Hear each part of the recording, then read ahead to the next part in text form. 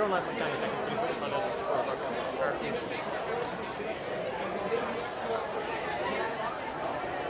What's the name of the video? When do I know? Alright, get Alright, sorry.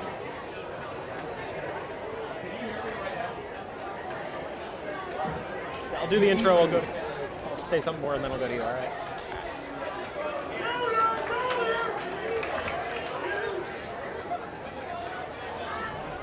Call a good one.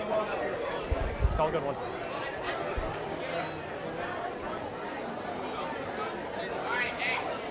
I am definitely like playing. I could not. Because I have more seniority than you. In terms of video production, no. You're the top bitch. Say that to Mike.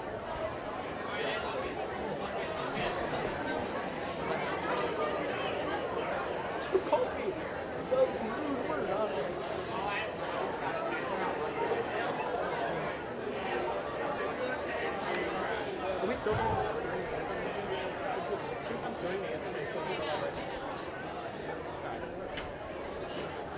Just make sure not to talk about it. Okay. Put your head on the front. And hold it closer.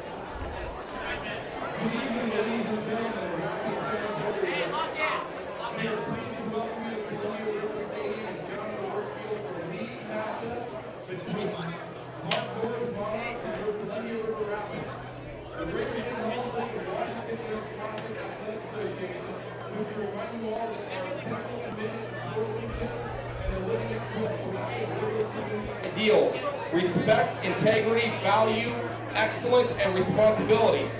We view good sportsmanship as a conscientious effort by students, parents, staff, and participants to maintain a positive environment during all activities. Our student athletes recognize that judgment calls by coaches, officials, and themselves are made in good faith and should be respected. Spectators can support both of these teams by refraining from derogatory or demeaning comments and cheers today. We hope you all will enjoy the game and support the student athletes from both teams in a positive and sportsmanlike manner. At Columbia River High School, we lift each other up. We root for, not against. We are humble in victory and gracious in defeat. We appreciate your diligence and intentional commitment to this cause. Just a reminder to everyone in attendance here tonight, the use of tobacco products and any kind of school district property throughout the state is a violation of Washington state law. For security and supervision reasons, students may not leave and then re-enter the facility. All leagues in Clark County have no re-entry policy for students. If you have any questions, please contact the game supervisor. Now please stand if able and remove your hats for our national anthem. Band.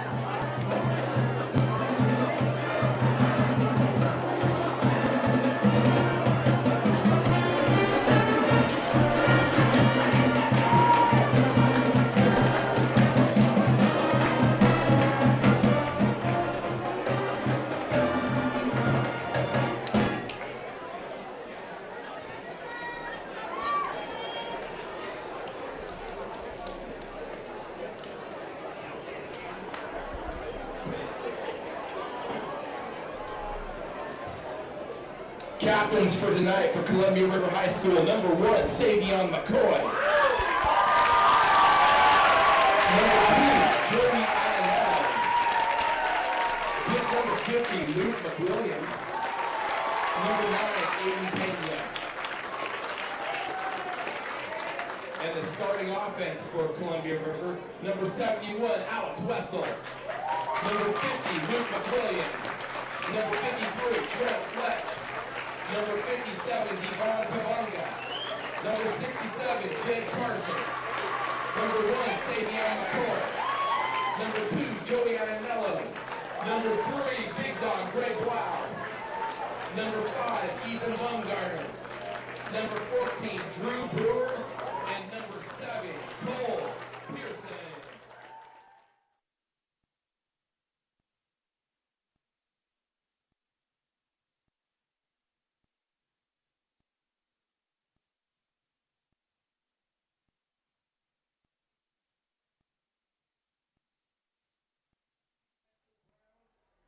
Judge Robert Anderson. Known these guys for a long time. It's a good crew out there tonight. This is a presentation of CR Sports on CRTV.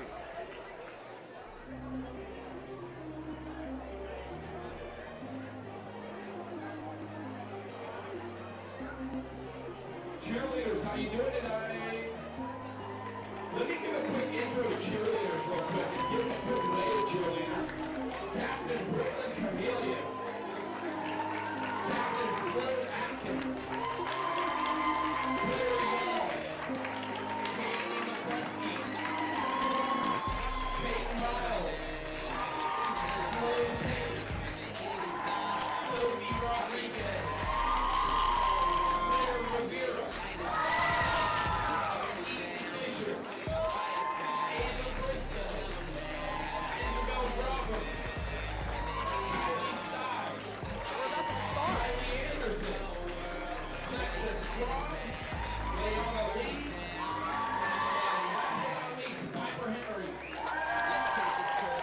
Get crazy tonight, girls.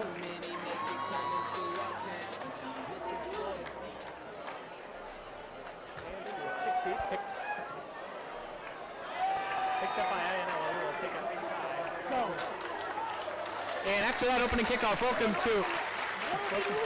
And after that opening kickoff, welcome to John O'Rourke Field in Hazeldale. I'm Stephen Hammond, to my left is William Guevara, to my right is Kenley Dowse. Kenley, as a member of this football program, what do you think is going to happen here?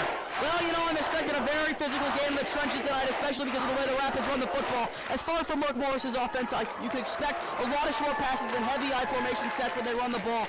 And watch out for special teams to play a critical role throughout the game. Columbia River has a great punter, a kicker, Aiden Pena, and Mark Morris has some serious issues with the punt team. Thank you, Kenley. And he will get a gain of about 1 on the play. It's Ionello.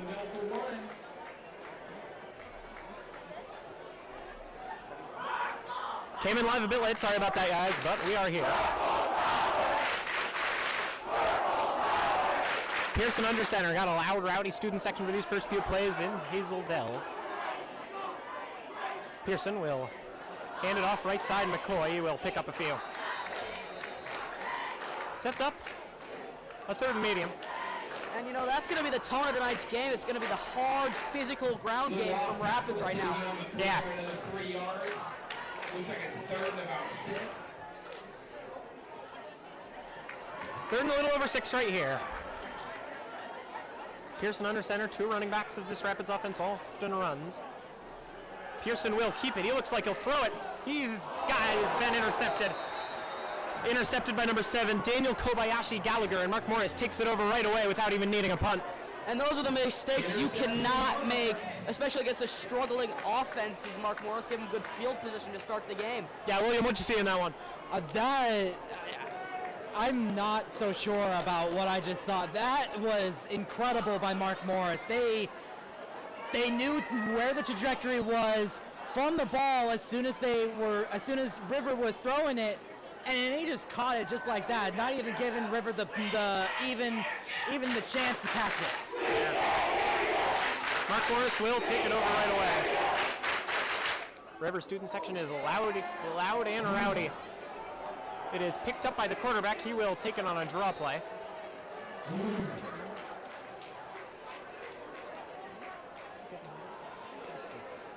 Starting quarterback for Mark Morris today is Hunter Nelson.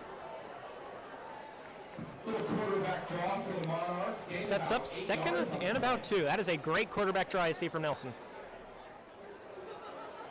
Nelson, a sophomore starting quarterback. Not something you see that often.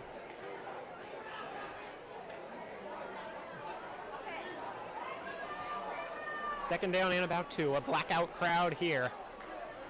The River student section still filling up as I speak, as you can tell on the broadcast. Nelson takes the snap. He will keep it again. Nelson's got a little bit of room. He crosses the 40. He's down at the 37. Number 8, Hunter Nelson, the quarterback for Mark Morris, supposed to be a beast out there. He's gained a lot of yards so far. Good game by Nelson. Down to 38. Nelson will take the snap. Nelson's got a little bit of room. Nelson's got a lot of room. He's almost in the red zone. And this is not a great start for the Columbia River defense on that line. So much room, and it's the opposite of what you want to do against the mobile quarterback. Yeah, what have you been seeing out of the Mark Morris offensive line so far, William? They have, the offense is pretty much on point. They are really pushing towards rapid territory, and they are just climbing their way up there, and it is not looking good so far for the Rapids. Yeah. Sophomore will take the snap. Good play on the defensive line that time. Tackle made, it appears, by Makai Natherda. And that'll set up a second and 7. That's what you got to do on those plays. You cannot allow the quarterback. That's been 4 straight quarterback draws. Yeah. They have let Hunter Nelson run this football. That's what he does. Already a sophomore, just running all over this Rapid defense. And you were right about not seeing a sophomore being quarterback, especially at this time right now. It's not very often. Nelson will take it, he'll run it again. That won't be too great. He will get down to 3rd and 2 about the 17-yard line, tackled by Blau.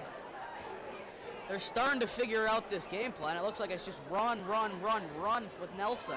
Yeah, Rapids been run over by Hunter Nelson to start this one, but 3rd down and 2 for Mark Morris now. Let's see if they go back to that or they do something else as they break the huddle. Rapids defense set up again.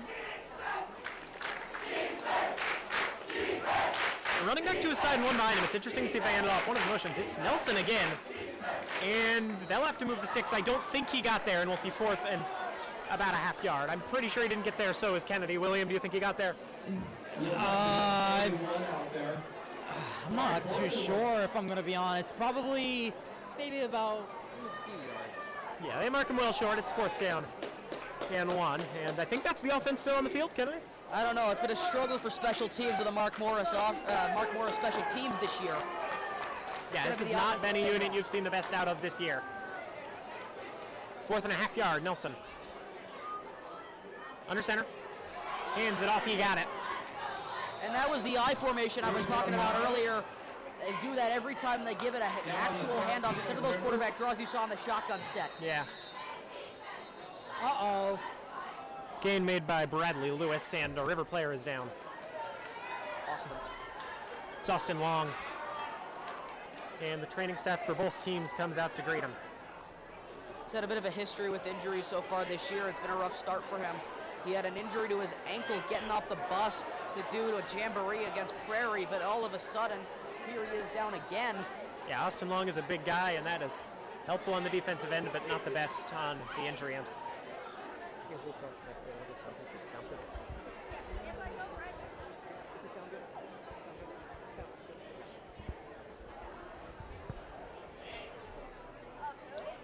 Long down for a little longer. Long is down for a little longer than you'd like to see often. That's checked out, but getting checked out by the training staff and the referee also over there. Yeah. Monarchs are huddling towards their sideline. Rapids are kneeling. Some in prayer, some simply out of respect.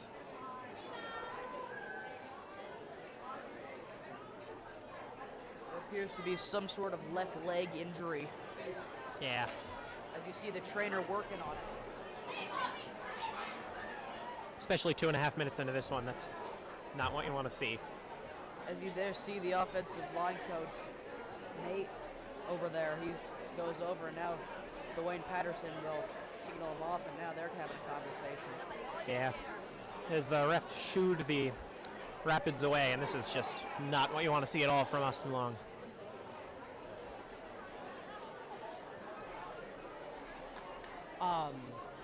In all of my times broadcasting, this is the second time that I have witnessed an injury lasting this long like this. It looks like he's sitting up, but who knows? Oh, he's up. And Austin Long is up. They will Yeah. stand around for a little bit. I imagine they're bringing him over to the Rapids sidelines. The entire crowd, including Kennedy to my right, is in applause for Austin Long, and likely a lot of you are at home as well. Give it a cheer up for big Austin Long right there, number 79.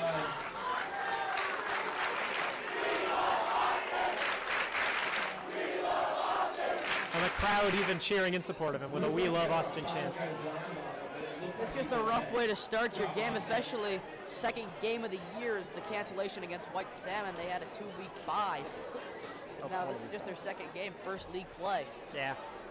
Not often you see a bye, 2 weeks into the season, but White Salmon dropped down to like the lowest level of football to play 8-man.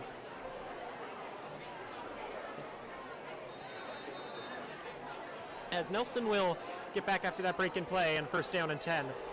He will be in the shotgun for. He takes the snap, hands it off. In a solid gain, that's about 4 or 5 yards by Kevin Hernandez-Ruiz. As everyone gets back up on that one quickly. Monarchs make a substitution.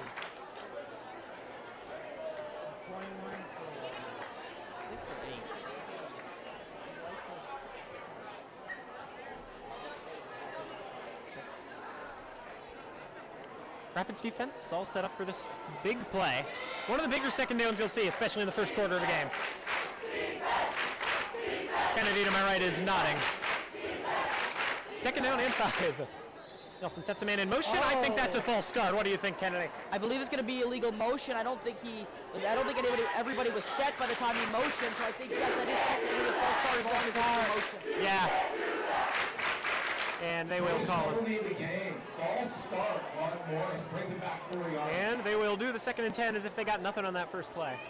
So the reason that happens is because when you don't have everybody set on the offensive line, nobody can motion until that happens. Therefore, the motion is an illegal motion, also a false start. It's a pick and choose what you want to call as a referee. Yeah.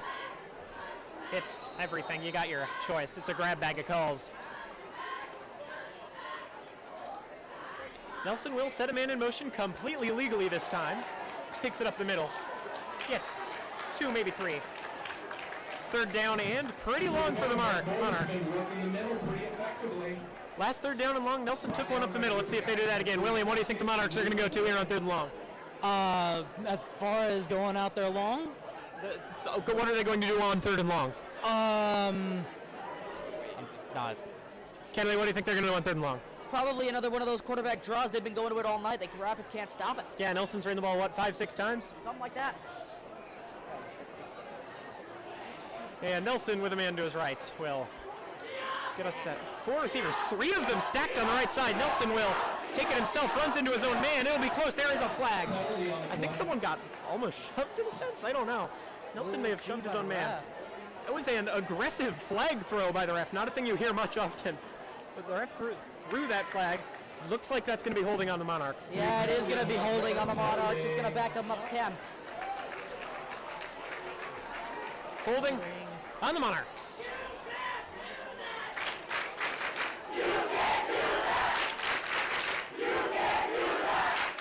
So third and long goes to third and long for the Monarchs. You got 10 yards there. PA guy taking the words right out of my mouth, holding a big penalty right there. And third down and 15 for the Monarchs. And I'd imagine even on this one, as good as Nelson's been, you don't run the ball with him here. Yeah, especially third and 15, 16-ish. you don't want to try that. The likelihood of that working is very low. Might as well try to get a couple yards, maybe send the special teams unit out there. Yeah, and they will send 5 receivers out. This is either going to be a quick pass or a quarterback run designed. They will motion him in over. It's Hernandez Ruiz with a motion. Nelson will give a round of applause to his center. And it is a designed quarterback run, and right there to break it up is Ianello. And right after Ianello looks to be Ethan Bumgarner. It'll be 4th and about 10 for a Monarchs team who...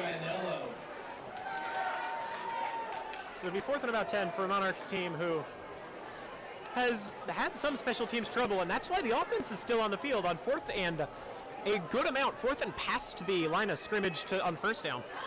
4th and 10 and a half. Once again, you see that 3 receivers stacked to that side. They keep going really heavy on those sides. Coach Mike Peck will maybe second chance it. Maybe he was just trying to draw him off sides, but he will call the first time out of the half. Ref is going up to the Rapids, kind of chewing him out. They're playing a little, I don't know, too close in? I don't know what they're saying. But everyone's back out there. And yes, it is the kicking team.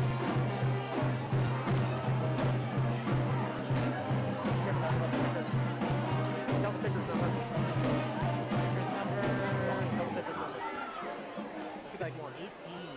No, that's not. Well, I won't say anything. Monarchs special teams unit. Nelson the holder, so he will stay on the field, just not in his capacity he just was. Snap looks good. Hold looks good. Kick is good, and the Monarchs have a 3-0 lead. Nelson mobs his kicker. The kick made by Jackson Cole. Hold this. Monarchs jump out to a nice early 3-0 lead. 5:07 left in the first quarter. The quarterback draw was the key to that drive. Rapids finally started stopping a little bit. And I mean, William, what do you think about Hunter Nelson's running on that first drive? The first drive from Hunter Nelson, it was really he was really gunning for it. It's been the Monarchs' thing throughout this whole game. Just run towards the other side of the field and make sure you get that, and make sure they get that score. That's been their whole motive lately, and you know, it's one of those classic moves that you would see. Yeah, and this is not a running offense that you see a lot. This is not like your Woodlands, which you'll see next week. Mike Belvin, they call a lot of throws. They give Mike Belvin as much room as he wants to improvise. Hunter Nelson, I think all but one of those runs were designed. Absolutely. And it's working. This ain't a running offense in the sense that they can't throw the ball. This is a running offense in the sense that they have a special sophomore under center. And they will kick this football away. Back deep are Savion McCoy on the bottom of the screen and Zach Sims on the top of the screen. Cole will kick it deep. Sims charging it out. Zach Sims getting up to it. Going to the left side. Good blocking by the Rapids. He finds a little hole and goes down at about the 32-yard line. And that's where Pearson and the Rapids offense will start their second drive of the game. I mean, on their first trip up the field, they went 2 plays, and then on 3rd and long, they threw the ball deep, which you don't see the Rapids too often. They are a run-heavy offense. They threw the ball, I think, 3 times, or completed 3 passes in all of that game for Seton Catholic. And yeah, this Rapids team, you don't see him throw it much, and Cole Pearson threw it right into the arms of Mark Morris defender. I think if you're offensive coordinator Keith Stricker, you just got to erase that with Cole Pearson. You got to reset yourself. Don't think about it too much. You see them come out in the spread right here. You want the proverbial memory of a goldfish right here if you're Cole Pearson. They've got 3 guys out wide. Pearson will throw it again, but it'll just be a dump off. McCoy has got a little room. It's 6 on the play. 2nd and about 4. And that's what I was talking about right there. You got to erase that memory out of your head. Go back to the pass right here first play the spread. Again, how much of the call by the offensive coordinator there do you think was just to bring the motivation back into Cole Pearson? I think quite a bit of it. Yeah. And they are back on the field. Couple of receivers out again. This is not a formation you see so often from the Rapids. They're on the wing tee. Pearson will throw another dump off. McCoy's got room. There's a flag. McCoy's got room. They might as well strike up the band now. But this may be coming back. This may be coming back. That's offensive holding on the Rapids. The crowd is cheering and likely not for long. They will be coming back. Now, that would still be a touchdown if that flag hadn't came into play. So, and that'll be holding for the Rapids. I mean, the crowd mad at that, but that's a clear hold. That is a clear hold. Yeah, they will call it back. So what would have been 6 on the board turns into Minus 10 yards. minus 10 yards and second and about 4. You see Austin Log on the sideline right there. He's standing on his own power. Yeah. And I don't know if we're going to see him in this game too soon, but that's a good sign to see. It is. Yeah. Well, the penalty was 4 yards downfield, so it'll only be second and 14. Yeah, still a huge penalty. Pearson with only one back who will hand it off to. McCoy is stuffed in the backfield. What a tackle. The main guy on it for the Monarchs appears to be Lee. Run up the middle by McCoy, but stuffed immediately by Mark Morris. Sorry, Lair. Third down and about Little dim up here near the broadcast booth. Roster is hard to read. Not so dim on the field, though. Great lighting just before sunset. This is what you want to see in Hazeldale. This is Friday Night Lights at its peak. But a 3rd and 16 for the offense. Pearson will look deep. Pearson will be almost intercepted. He was under a lot of pressure. He got hit hard there, but Pearson lucky to get back right up there, and he's going to head to the sideline. Probably in a little bit of a pain there. Yeah, the Monarch interception. Get intercepted. Yeah, Monarch interception almost made by Lane Smith, but instead he makes a deflection that's all the formality, and Aiden Pena, one of the best special teams players in the state of Washington, will go back to punt. And as a punter yourself, Kennedy, what do you expect, and what praise do you have, as that's all the tier around the CR football program about Aiden Pena? Oh, right now he's just trying to pin him back, flip the field right now. Yeah. Line of scrimmage, the 25. Aiden Pena standing on the 12.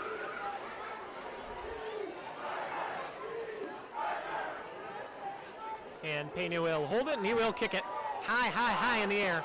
Running in on it, and a fair catch with a little interference. Flag will not be thrown. There will no interference. And it goes, and it goes, and it goes. And that is exactly what you want to do. It was not a great punt, but he got the bounce he wanted. Yeah. It's a great punt to flip the field right around the 40-yard line. And a Monarch is arguing for fair catch interference, and I see what he's arguing for there, but the punt down by the sophomore Siler Barnes. I don't know if he had much of an argument there, though. He hit his own guy. No, I saw a Rapid that ran into him, but you know, the ref's word matters more than ours. Either way, it'll be 1st and 10 from the 37. Yeah. We'll see what defensive changes the Rapids have made in between that first drive that led to 3 for the Monarchs and this. Nelson with a man to his left, 4 receivers. I don't think I've seen a single tight end line up on any play. Nelson puts a handoff a man, and he will go down after a gain of about 5. Number 8, Hunter Nelson up the middle. 2nd and 5. Second and 5. And I mean, William, what do you think about Hunter Nelson's speed? That's just what you want in a quarterback, ain't it? It is what you want from a quarterback. That speed is just everything you would want to need in a quarterback. And Yeah. especially just, yeah. Nelson takes it up the middle. Nelson's got a little bit of room. Bounces off a man, but a good tackle made by Greg Blau. Gets about 10 on that one. Brought down by number 3, Greg Blau, but not after about. Great tackle by Blau, the junior. Another first down for Mark Morris. 1st and 10. Into Rapid territory, the Monarchs are. So they are just above on your screen, the CR logo.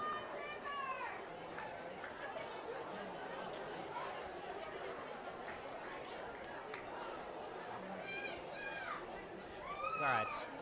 First down and 10. Nelson will hand it off. He's got his man. And gain of about 2 for the Monarchs. Kevin Hernandez Ruiz. By about What do you think about the Rapids defense on that play, William? That Rapids defense, they were not allowing them to go any further, but they're also, excuse me, with the Monarchs going only 2 yards, they're really showing that the Rapids are really showing they're not really wanting the Monarchs to really push forward any longer. I mean, they've had that happen once before, and they're like, no. Yeah, correct myself, I said it was a gain of 5. It was more a gain of about 2 or 3. As a pile of about 20 guys at the end of that play made that tough. Nelson throws a screen, it's picked up with very little room to run, but he makes some. It's Perner. Perner gets the first down, he gets a little more, he's down to the 31. And a good gain by Reich Perner. Sorry, that's not Reich Perner, that is Luke Bilger. My bad. Another first down, Mark Morris. Down on the 37. First down, Monarchs. Sorry, 32-yard line of River. So let's see what the white and blue can get rolling here. I think they do. Yeah, once again, a formation with no tight ends as they set 2 guys in motion. In motion, it's Bilger and Perner. Nelson will basically give a round of applause to his O-line, and he will take it himself. Nelson takes it himself again. He's got a bit of room. First down, Hunter Nelson. That's just what you want to see, especially in a sophomore. What do you think the defenses in this district are feeling, or the defenses in the GSHL are feeling? No, they're going to have to face Hunter Nelson for 2 more years after this. I'm not sure, but this is a very different offensive approach than the last few years of the Mark Morris offense, especially in this matchup between these 2 teams. I think the Rapids were expecting more of just a ground and pound with the fullbacks and the running backs in the I formation. That's not what they've been given. Yeah, they are running the ball, but they have maybe had 1 formation with a tight end all game. As again here, it's 2 receivers out right bottom of your screen, 1 top of your screen. And they've got what appears to be a fullback and what appears to be a normal halfback. Well, less than a minute left on the clock. Nelson takes the snap, hands it off. Hernandez Ruiz gets about 5. Kevin Hernandez Ruiz, the senior. Halfback. And Kevin Hernandez Ruiz. All right. Monarchs will get right back out there. Maybe time for 1 or 2 more plays.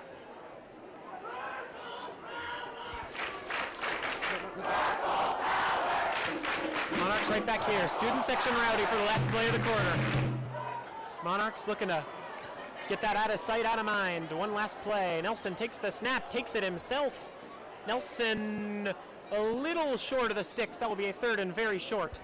But that is neither here nor there, as that will be going to the left side to start the 2nd quarter.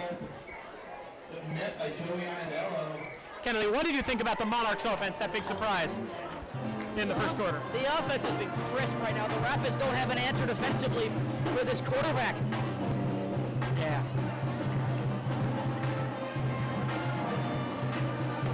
And yeah, well, we get the quarter break here. I will give you a score update that's not in the football universe, but I know a lot of y'all watching are interested in. In the 8th inning, the Mariners lead the Astros 4-0. And this may be off the rip here and not something my color commentators are expecting me to say, but a lot of people in the Pacific Northwest are excited for this, so Kennedy, just a little off script. What do you think about the Seattle Mariners' chance of winning the AL West? It's pretty damn good right now. Yeah. All right. They will swap ends the field. We'll take a quick 30-second break and listen to the River Band.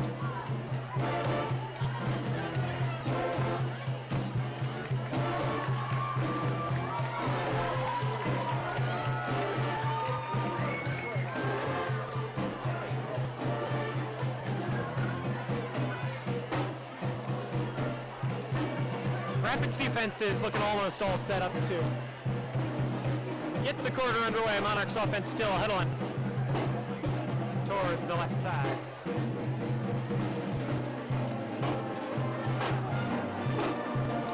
Yeah.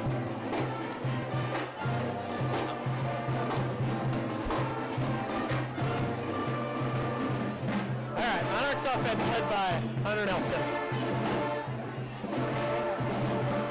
Back on the field.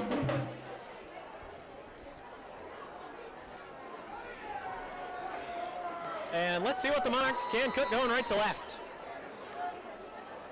Nelson yet again with 2 running backs. They've been running this formation a lot. 2 running backs, 3 receivers. Nelson will throw a screen. It's batted up. A great defensive play by Luke McWilliams, the senior captain of this program. I don't even think he meant to do that. He just kind of threw his hands up in the air as he got hit. It looked semi-intentional, you know. It looked like he was just flailing his arms up almost like a fish. But yeah, he made the play, and that's what matters. Flailing his arms like a desperate bird, but it worked out. What do you think about the defensive play by Luke McWilliams there, William? The defense play by Luke McWilliams, really outstanding, as I'm pretty well aware of. Yeah.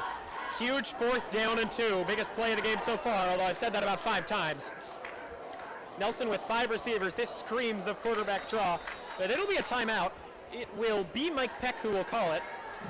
And the Monarchs already down to what I think is 1 timeout. The scoreboard has them at 3 timeouts left, but I think that was their second. That is correct. Yes. And what do you think about this strategy of just using your timeouts whenever you want to and maybe forfeiting a few seconds on the last drive of the half? I don't know. I feel like it's better to save them for the end of the half when you got a last-second drive. William, what do you think? You think this is a good use of timeouts, or you think you might need them later? I would say maybe think about it later, if I'm going to be honest. Yeah. I mean, we're just starting the second quarter. You had plenty of time to do so, but I respect it. Yeah, and I mean, defensible is.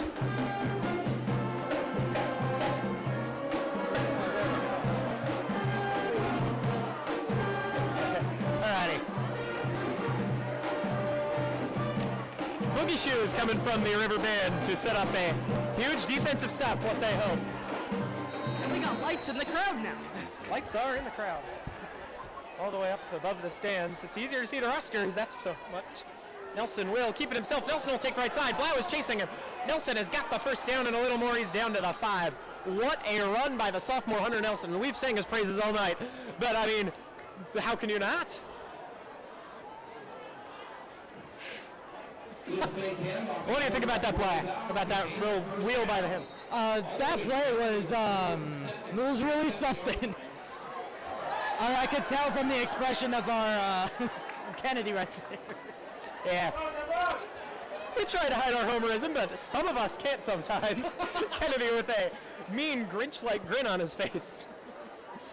Not a grin, a mean frown on his face. Monarchs look to take a 2-score lead. Nelson hands off up the middle. He is touchdown Monarchs. Let's see who it was. Standing up with a football is Kevin Hernandez-Ruiz. He has been the go-to guy. He jumps up in the air, high in the air. And the Monarchs are up 2 scores early. Did you expect this, Kennedy? No, I was kind of expecting the opposite. But Yeah. that's just good physical running by the Monarchs. I mean, Yeah. there's nothing you can do defensively. You can't really be mad about it because they're just getting outplayed right now. It is hard to stop a player like that, like Hunter Nelson, especially when you have a guy like Kevin Hernandez-Ruiz in the backfield. On to kick the extra point is Jackson Cole, a sophomore. Will boot it through. They've got double digits on the board before Columbia River can score a point. You expect this, William? No, not whatsoever. Like Kennedy said, I was hoping for something a little bit opposite. Maybe the Rapids could have turned the tide in their history. Yeah.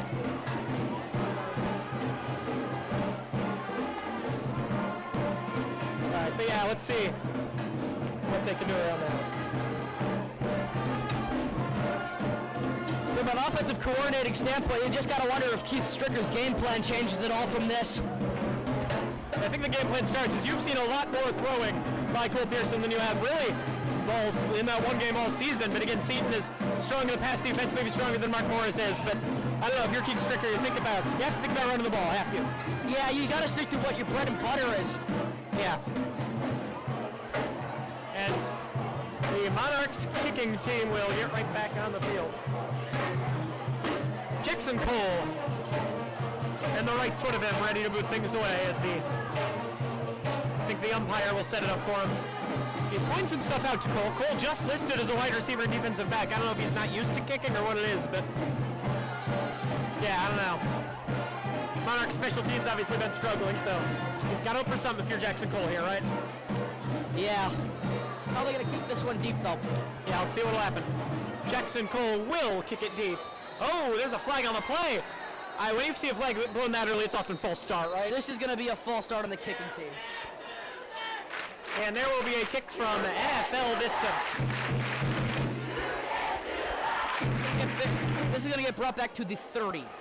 Oh, the 30. It's a 10-yard penalty, excuse me. As he will toss it back to him. Oh, no, that was sent right back up on the 40. I don't know what's happening. Oh, it's offsides. No, it's a false start. I am a confused mess. Just to clarify, that is going to be a full start on Mark Morris, so that'll be a 5-yard penalty from the spot. Therefore, the kickoff will now be from the 35. We were both wrong on that one, Kennedy and I. William, the only one with no wrongdoings on that. Congrats, William. Thank you. Anytime. Cole will boot this one deep to the Rapids special teams unit. Cole will kick it deep again. McCoy and Sims are back. It'll be kicked more in Sims' direction. He will charge it, pick it up at the 25. He's in a lot of trouble. Oh, no, he's not. Sims is going. He's down at the 40. The announcer's jinx strikes again. Zach Sims made something out of nothing. And they are right where that was kicked from, basically. It's a great return, but you can see Sims' frustration over there on the sideline of the Rapids because he was gone, but he tripped in the turf. From what I saw, he tripped on the kicker, Jackson Cole. That is what you want to see out of your kicker, not just kicks, but tackles. Little Pat McAfee out there. Yeah. What's next? Zach Sims going to start a podcast? As someone who is near Zach Sims sometimes, we would all listen to the Zach Sims podcast, I'm sure. That's off topic. Here's Pearson. He'll throw the football. Checks it down, and it's incomplete. Intended receiver on the play is Blau. Broken up by the Monarchs, number 3, Reich Perner. A safety on the play. A safety getting 4 yards from the line of scrimmage. Not a thing you see all that often. They're playing their safeties pretty shallow, and a lot of blitzes come back from there.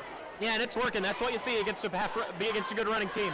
That's almost why Keith Strickland is going to that's why he's going to throw the ball so much today. You also see them only play one safety, which is a little different here, as they're playing very heavy up front. As you see, they play like 4 linemen every time. They're playing 5 linebackers. Everyone within 6 yards of the line of scrimmage on the Monarchs. And Pearson will try to take advantage of that on the left side. Oh. And tripping up on the play is the defensive back, Avery Ellett. The intended receiver on the play looks like Drew Brewer. And no flags on that play, just tangled up. Brewer had a one-on-one coverage. Pearson figured he'd throw it up as a little overthrown, but the defender tripped. He could have been gone if he caught that. Yeah, and I think you could have seen a flag on either guy, on either Drew Brewer or the guy who broke it up on the Mark Morris team, Avery Elliott. But a 3rd and 10, and I mean, if you throw an incompletion here, do you trust Aiden Pena from 56 this early in the game? This is one of the best kickers in the state. I mean, you might try it. You get any closer, you go for it. Maybe, yeah. Pearson will take the snap. They'll obviously look to throw. Deep down the right side, Bumgarner just overthrew him. He was at about the 9 when it hit the ground at about the 7. 4th down and 10. Let's see what Coach Dwayne Patterson wants. That's the special teams unit, whether they'll kick or punt. Let's see. It's going to be the punt unit. It is the punt unit. What do you think about the decision to punt here, William? It's one of those decisions that you just gotta have to do at some point. It's either that or just if you're at a spot, a closer spot, closer to the goal, just kick it in, hope to get a field goal. But at this rate, with these high scores, Pena will kick. It's a pretty good kick. Hits it about the 5. Elliott deep to return it. Elliott will go right side. He reverses field. Elliott's got some room. There's a flag on the play. There is a flag on the play. Elliott's got a lot of room. He's at the 45, but you think that's going back for a block in the back or holding? He is going to go back for an illegal block at the back. You saw it on the bottom of the screen against, it was hit. Scott Alvord went down on a block. Yeah. And a great play by the junior phenom, Scott Alvord. And on goes the Monarchs offense. See what the call is. It is going to be holding against the Monarchs.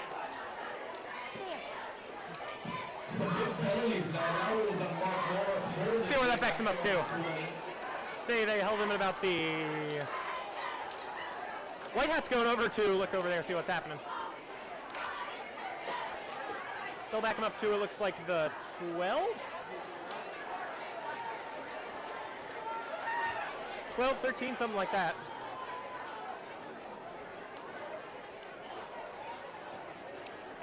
Let's see.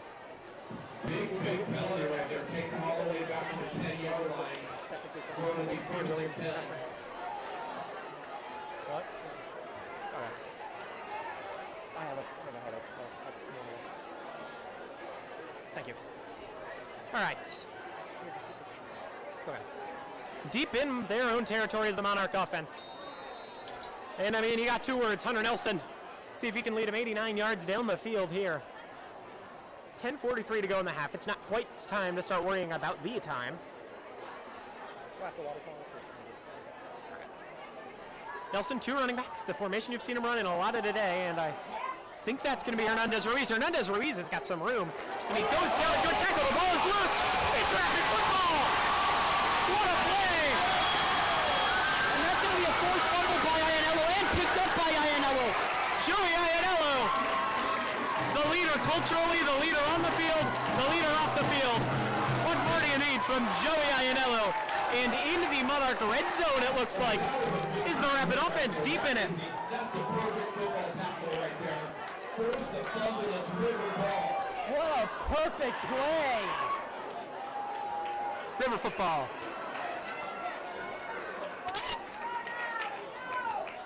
Cole Pearson is in the gun at about the 15. You could finish.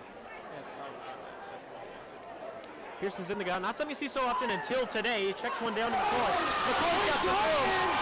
And he is at the 10, the 5. He's got the tackle. Touchdown River. One play. The Rapid offense taken literally. I thought he was crazy for cutting back there, but he knew what he was doing. How did he do that?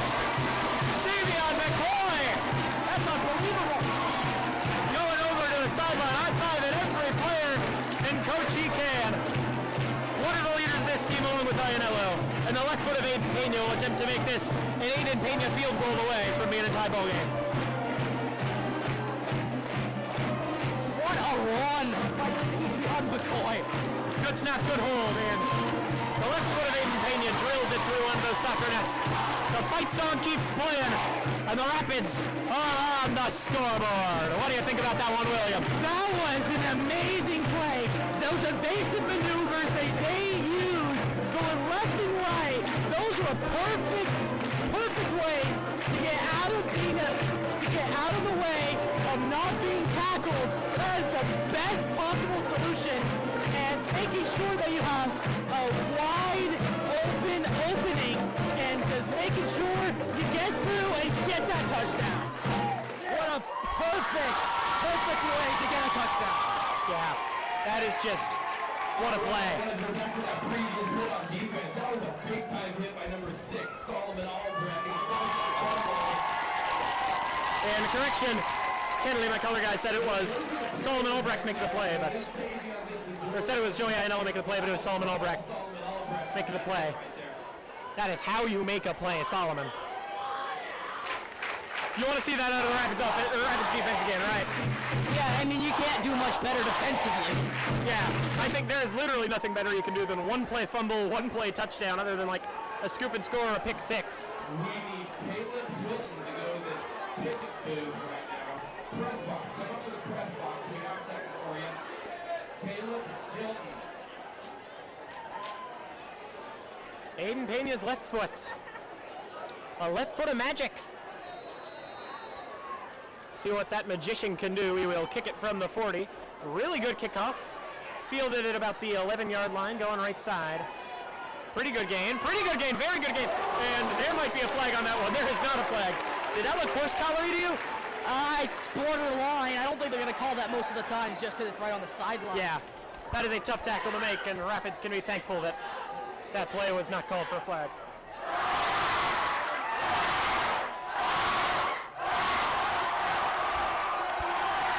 The Rapids crowd is rowdy and rowdier than earlier. That spirit stick is what is the cause of all the loud students. It's a magic wand. It is. Held it once before. And Hunter Nelson. Those are the 2 words you need to know when the Mark Morris offense cuts out. He is the Mark Morris offense. He will hand it off and getting a few on the play. I'm going to think it's Hernandez Ruiz. Maybe he gets 1. See after he stands up and yes, that was not Kevin Hernandez-Ruiz. That was Avery Elliott, the sophomore. Hunter Nelson, Avery Elliott, those are some good sophomores for Mark Morris. What do you think this team is going to look like, talking past the scope of the game here, what do you think this team is going to look like in 2 years? Oh man, when he's a senior, this team's going to be electric. Yeah. This team is going to be great. They're just going to continue to build around him. I mean, this first year at Varsity, I mean, they're just going to keep growing. Yeah.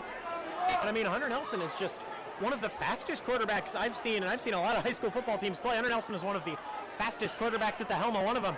Nelson hands it off. Hernandez-Ruiz. No, it's Elliott, sorry. Stuffed in the backfield, lost it 2. What do you think about the D-line?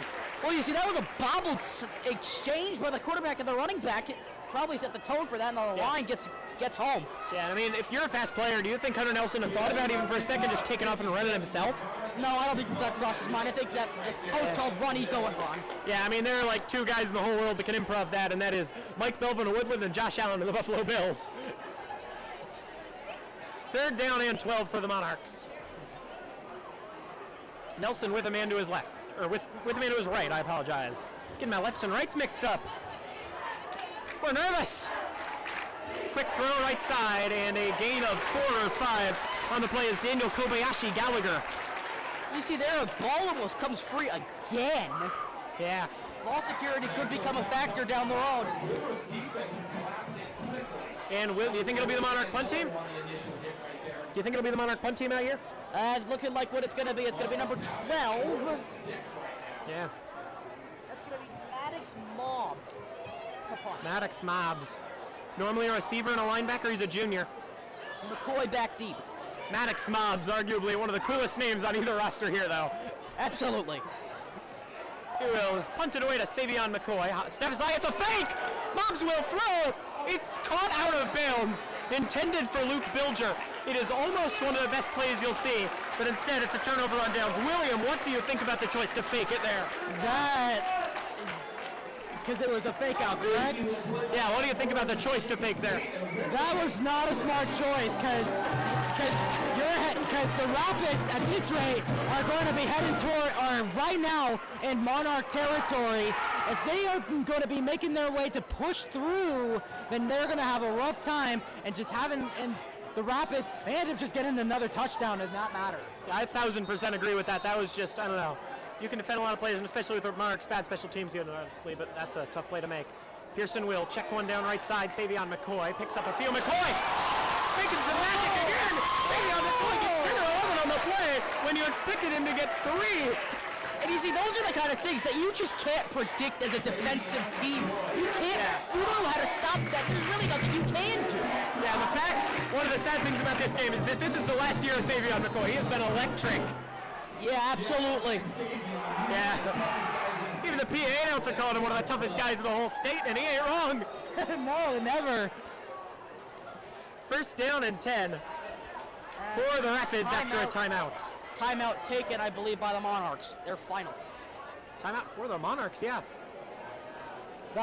Savion is one of those players that is that pretty much is critical to the team, and just overall, just one of those great players. Absolutely. And I mean, like, is Savion McCoy one of the best players in the GSHL? Absolutely. That was a rhetorical question. Of course he is. There's no doubt about it. Yeah, he is electric. You can throw him the ball, you can run the ball, and even if he gets to the ball about 3 yards behind the line of scrimmage, you never know when he's going down. And the likelihood is he ain't. I mean, when you got 2 of the best backs in the state in the same backfield at the same time on every play, it's kind of hard to stop. Absolutely. When one of them gets tired, you just give the ball to the other one. Yeah. You've also got some weapons out wide. You see right there. You have Ethan Bumgarner. You also got Jude Thompson. Pearson will throw, quick left side, Bumgarner. He goes down about where the ball was snapped. 2nd down and the same. Nice quick pass to Ethan Bumgarner, but hey, Mark Morris, that's a nice open field tackle right there. We got the PAI complimented Mark Morris. That's a rarity around here. You gotta also give good comments to the opposing team. It's just what's gonna have to happen. Yeah, and I mean, this is a reference few people will get, but Kennedy, doesn't that remind you of the Washougal game last year with the PA Cup? Yeah. Cole Pearson in the shotgun, second down and 10. It is, I think, McCoy straight away. McCoy! McCoy! To a 15-10! Oh! That is really close. They are pretty much at first and goal. That is a play that you will not see often by that many people. And by I say that many people, because a play you will see that often from is the Rapids' own Savion McCoy. McCoy is absolutely dominating this defense of the Monarchs right now. I mean, I almost said he went down after about 2 yards there, but when it's McCoy, you can't say he is down until the next play is snapped. High snap on that one to Pearson. Pearson will look. He throws a check down intended for McCoy. McCoy was not looking. That was almost intercepted. That could have been bad. I think that's just one where Pearson, high snap, he thinks he may be under pressure. He just chucks it down to someone. Man, I just heard them playing Sweet Caroline. That's pretty impressive. Second down and 10 from the 13. They really stepped out a little earlier than all of us thought he did. Man, is there any better view out here than just under the lights with the trees? Anything. No, there is not. There is not Friday Night Lights. They should make a movie about this. Oh, wait, they already have. They did! That's why my favorite quarterback is Spencer Rattler.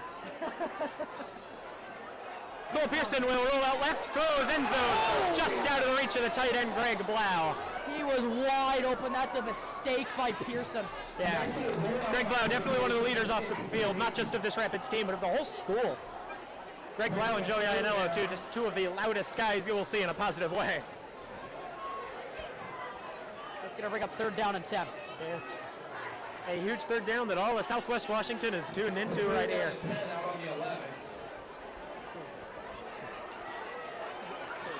Pearson is in the gun. He will take the snap, looks, throws, end zone. Touchdown. He made up for his mistake as Pearson delivers a dart right there to Bumgardner. Touchdown, Rapids. And Bumgardner before this year converted from quarterback to wide receiver. That right there is why. What a play right there. It's like they're passing and it was clear, it was perfect, and it was the right place at the right time. You've seen McCoy make plays, you've seen Iannello make plays. How about Bumgardner making a play? And Pena will attempt to make this 14-10 and a double-digit comeback this early in the game. Pena's left foot will boot the ball through the uprights over the soccer nets. 14-10. Kennedy, what do you think about how key it is to have some short field like the Rapids have in their last 2 touchdown drives? Oh, it's been critical. It's played a crucial role, and the Rapids have played great offense after that first drive turnover by the Pearson interception. Yeah. The crowd goes bananas. Those first 2 drives, it was just like, you know, it's like you have a lot of field position. You don't expect anyone to make it that far. But their first touchdown drive started at, I think, the 14. Where did that one start from? The 40? Something like that, yeah. Yeah. Great return by Zach Sims on the first one, on the latter one. On the former one, great fumble and recovery by Solomon Albrecht. As back to return, or no, excuse me, up to kickoff now is Aiden Pena. And the Monarchs will go back to return it. He does it all. This isn't the 1920s. He can't choose to kick off after he scores.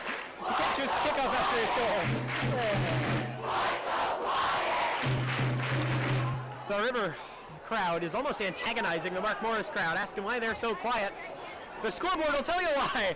And so the 45-minute drive from Longview, one of the, I think the second longest drive in all the GSHL. Well, actually, the Longview Schools to Bay is longer than Longview Schools to Washougal is longer, right, Kennedy? I agree. I believe so. Yes. Pena's left foot, we've sang his praises all day. We won't do that necessarily here, as it's tiring to praise the guy all the time. And his left foot will run up and boot the ball. His right foot will run up too. His left foot boots the ball deep into Monarch territory. It might hit the end zone. It is hitting the end zone. It's a touchback. Monarchs will get basic boring field position. And especially at the high school level, it is incredibly rare to see kickers have the ability to boot it out the back of the end zone. But that's just a routine thing for Pena. Yeah, and I was talking with my color commentator Kennedy Dowse, just to my right here, earlier today, and he said Aiden Pena is a guy who can possibly go collegiate in some of these sports, which is not a thing you see often at the 2A level. I think that out of the last year guys, the one guy went D1 and it was FCS Elijah Anderson. I believe that is correct. I think he's the only one now at Idaho State playing safety. Yeah, safety for the Bengals. The Idaho State team good, though. They almost upset UNLV in week 0. That is true. We're getting off track. Hunter Nelson and the Monarchs offense. We've gotten off track about 20 times today. Better to be fun than to be boring. Very true. Nelson in the formation you've seen all night. Hands it off. It looks like it's Hernandez Ruiz who will get absolutely shoved and stuffed by Deshane. Henry Deshane. The junior phenom. 5 guys on the tackle by River, but it was led by number 3, Blake Blau, stopping him right at the... Deshane and Blau with the tackle. I said it was mostly Deshane, but Deshane's a close friend of mine, so he can get some bias. Not full bias, we're not going Homer, but he can get the lead tackle on that one. We're not the official scorers. Nothing's real up here. Nelson will once again give a round of applause to his O-line. Pitches right side, it's Elliott. Elliott is stuffed. And a great tackle on the play by Greg Blau. Who's your daddy chance from the River crowd on that play. Greg Blau, one of the best tackles you'll see. Third and long, sorry. What do you draw up for the Monarchs here? The draw? What do you play? What's the play for the Monarchs here?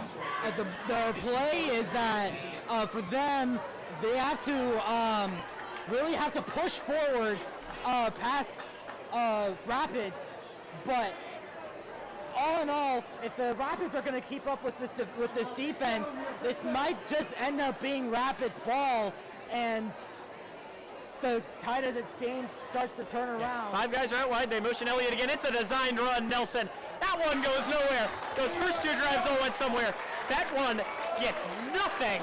What do you think about this D-line? The defensive line is really starting to step up the game. They're getting home on this, in the trenches, and it's been physicality domination. Yeah, that is how you play trenches football. And when Coach Dwayne Patterson took over this football program, he knew we were going to play trenches football. That's what he was familiar with Washington State, where he played collegiately, and it's what he's playing well here. Savion McCoy now deep 2. Field the punt. They faked it last time. It's got to be a possibility again.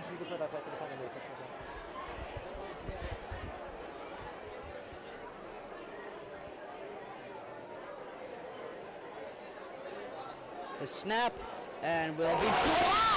What a block! And it's going to let him bounce at the 8-yard line, and I don't believe what I've just seen.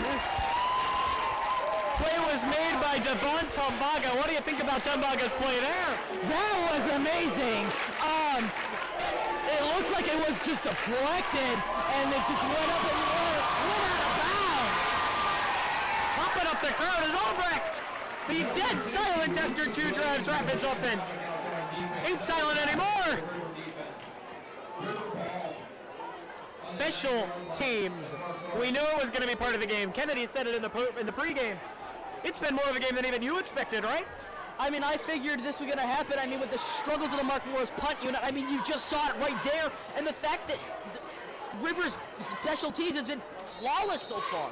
They were basically flawless in that first game, too, except for the blocked extra point. But that was because of an injured holder, wasn't it? Yeah, I believe so. Yeah. This is, and I don't think this is without exaggeration, I don't think this is with exaggeration. There are a lot of exaggerated statements made on here. This may be the best special teams in 2A in the state. It's definitely one of them. Yes. It's all led by Aiden Pena. Yeah, Aiden Pena kicking, punting, kicking off. What better? And to top it off, he overplays safety. How about it? Actually, the word on the street is we have the best cheerleaders in the whole city right now. Give a shout out to the CR cheerleaders the PA guy just did. And this is the second out of 3 drives for the Rapids that start in the Mark Morris red zone. How huge is that, William?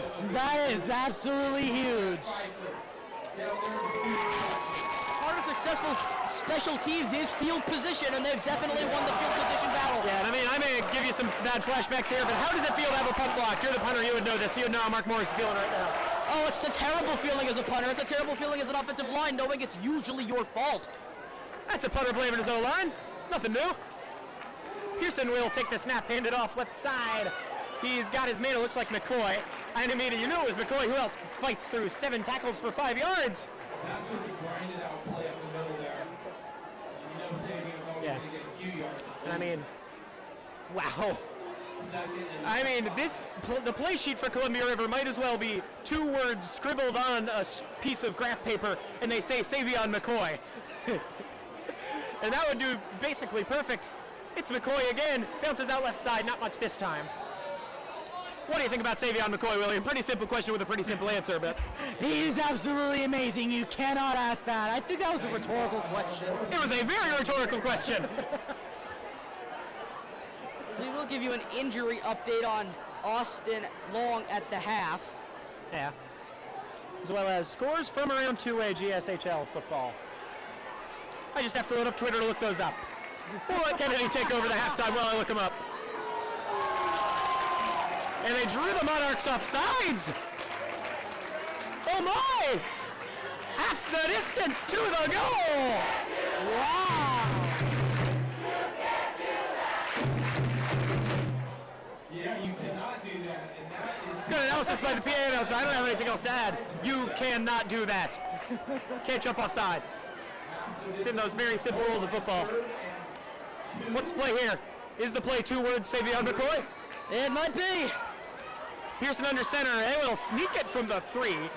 He gets maybe 1.5. Oh! Did he play through? Touchdown! Yes, he did! We were shaking our heads and shrugging. Cole Pearson is doing Cole Pearson things. Running the ball. That's unbelievable. He just QB sneaked it 3 yards. There were audible, confused faces so extreme you could almost hear them coming from Kennedy, myself, and William. But I mean, that's an O-line. That's the play an O-line makes. Absolutely. And that is uno dos tres touchdowns this half. Un, deux, trois for the French. 1, 2, 3 for Mustia. On to take the extra point. The left foot of Aiden Pena. The kick is up. It's an Aiden Pena extra point. What do you expect?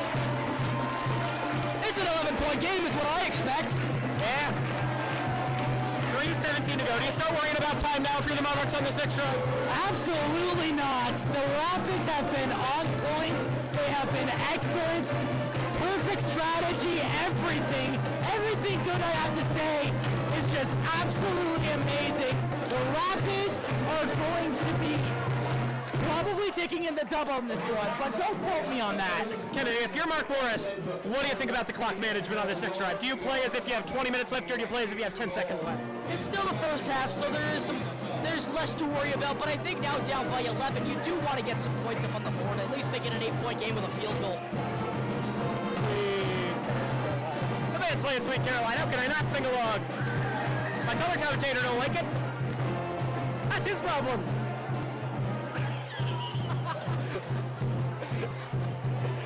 Mark Morris will break the huddle trot back out. We're having fun out here. Rapids up 2 scores. What else is there to be said?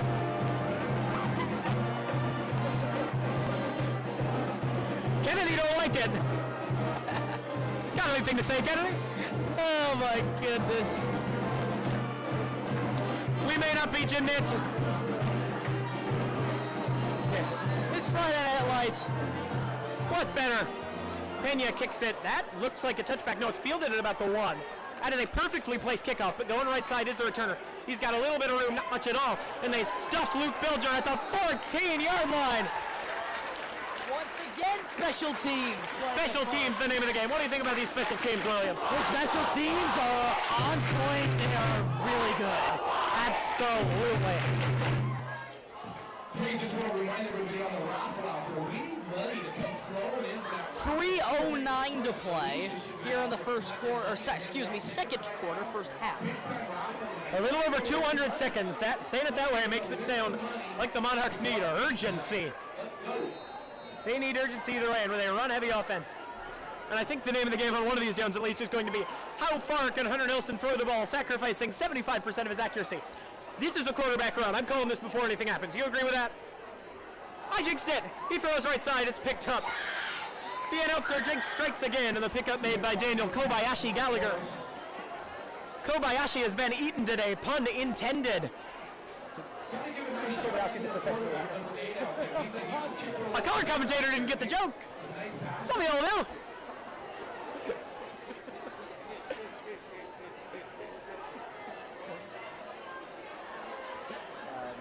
William is shaking his fist at me. No, I was trying to give you a fist bump. I will give you that. Hunter Nelson now, second down and about 5. And he will take it himself. Hunter Nelson, making Hunter Nelson plays. Gets 13, first down, Monarchs. The white, red, and baby blue. Honestly, outside of the game here, one of the best color schemes in the GSHL. You can agree, Kennedy. You're a jersey nerd. I would agree with that statement. Yeah? I don't like the all-white. You're not supposed to make fun of this team. We're not making fun of the team in his defense. We're just having fun. It's the first half. It's an 11-point game.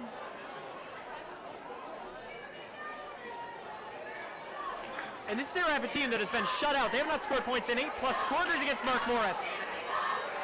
But tonight they got 21. The game ended 14-0 last year in favor of the Monarchs.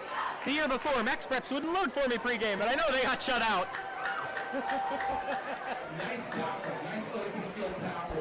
Despite this, they put 21 up tonight in the first half. Absolutely. And I mean, Kennedy with a spit take. Not something you see often. Your color commentators aren't supposed to be audibly laughing.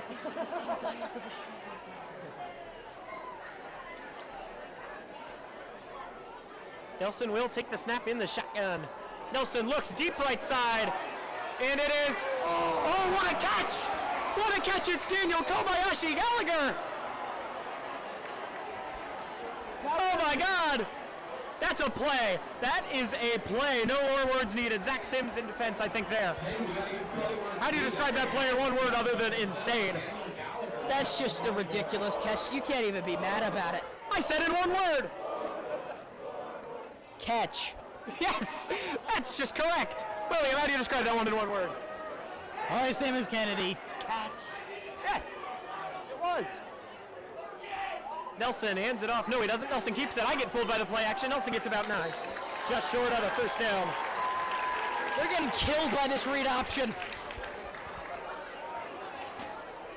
Under a minute to play. Man, oh man, these Rapids are rolling, but the Monarchs are rolling this drive on offense too. They scored their first 2 drives, 3 and 7. Nelson will. He will not take it. What a stop. What seal it was. Stop made by number 50, Luke McWilliams. Who else but the captain? Oh, captain, my captain. It was kind of 3 of it was also Greg Blau and Joey Iannello. 3 of the best players on this team on and off the field. And there's a flag. Let's see what it is. I think it's offside. No, they spiked it. I am a liar. And it's because of the fact that they used all their timeouts earlier. Yes. I mean, I don't know. I don't think you trust Jackson Cole from 54 here. So they're bringing out the offense for 4th and long. And let's go even a hypothetical play ahead. If Mark Morris incompletes one here and it's like 15 seconds left, do you just kneel it out if you're Columbia River? You maybe take a shot, hand it off to McCoy. You never know. Have some fun in this one. 21 seconds remaining in the first half. 21 and a half to go. Until we get to the halftime break, 21 on the board for River. That ain't what you expected, is it? Oh, and he lost the football. He will pitch it behind the back. Luke Bilger, stop. They got time to get in the field goal range now. 15.4. 3 timeouts. Aiden Payne is field goal range, and Kenley and William can back me up here. This is not exaggeration. That is a 60-yard field goal range. Not exactly, but something like that, yeah. He's hit from 60 in practice, though, hasn't he? In practice, yes. No wins tonight. God, if you're Coach Dwayne Patterson, you might as well think this is practice. You almost nothing to lose, except for a kick 6. But kick 6s are some of the rarest things in football. Throwback Auburn, Alabama. And that would be the spark they needed to keep River off the field tonight. To keep their fans off the field at least. Pearson will look, check down. He's got his man at Sims. Sims runs out of bounds. They have all 3 timeouts, but I guess that's the more efficient way to do it. They're about their own 48. Complete pass to Sims. Yes, sack Sims. Get out of bounds around the, they'll give him the 47. Yes, 10 and a half. What's the play call here? The play call is that, well, you gotta kill the clock. You gotta make sure that, you gotta really make sure that you go through the clock, or just, all in all, possibly just pause the clock. And he's going. Pearson will take it left side, checks it down quick. Sims goes down. They will call a timeout with 3. Let's see what the play call here. And Kennedy knows Dwayne Patterson, the coach, better than anyone. What do you think DP does here? I think he might just send the field goal unit on to try it. This kick would be from, let me do some quick math here, 64. That's Matt Prater. This is tied for the 2nd longest field goal in NFL history if he makes this. Brandon Aubrey made this 2 weeks ago, or last week, and he's Brandon Aubrey. For a nice halftime show by the cheerleaders here in a bit. Also, Aiden Pena is on the sideline with no signs of moving, so. Well, signs of moving, no signs of moving out of the field. I think they'll probably just run it, maybe kill the clock. I think there's a run or a pass here, William. Probably, I'm gonna have to guess probably a pass. Yeah, I think you either check one up or see if Savion McCoy can. Yes, I'm turning this into a verb. See if he can Savion McCoy one. Marshawn Lynch levels of running. It's the Beast Quake. Seismographs in Vancouver might be going insane. Pearson will look deep under pressure, and Pearson under more pressure than anything. And a sack or something close to the line of scrimmage will end this half. The fight song playing, and it's all smiles for the purple and gold. River 21, Mark Morris 10. We will be back after the break. After the break.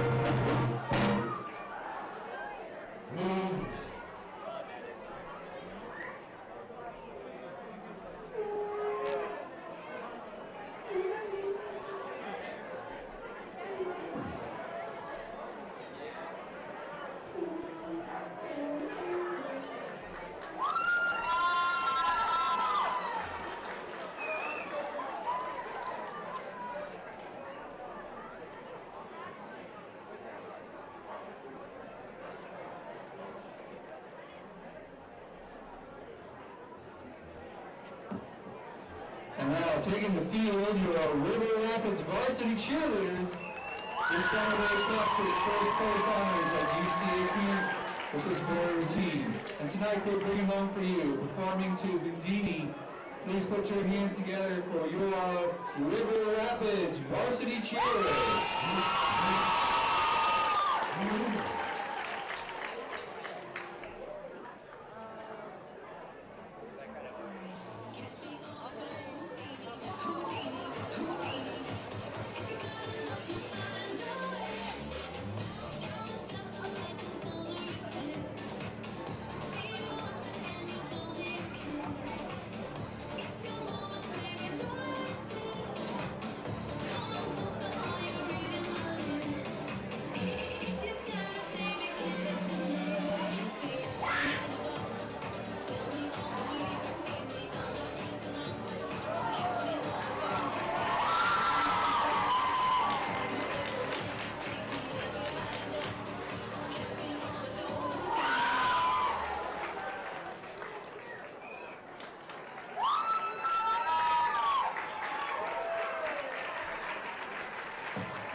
One more time, give it up for your Little Rapids Varsity cheerleaders.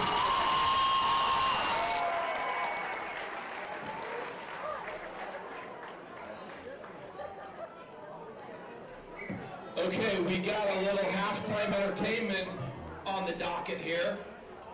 There is a parent who's quite a legend around here. He's a friend of mine, and his name's Jeff Pearson, and he's in charge of halftime entertainment this year, so you know it's going to be good. So all lines on the field. I got 4 students out there, and they're going to do something. Let's see what they're going to do here.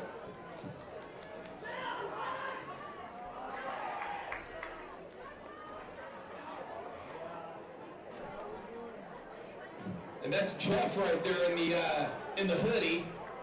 And then that other person out there, that mystery person's his wife, Haley Pearson.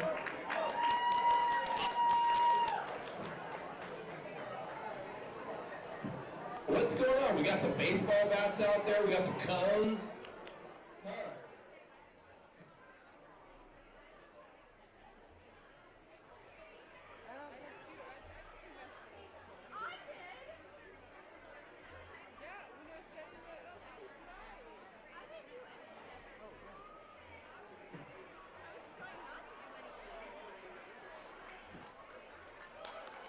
The old wheelbarrow.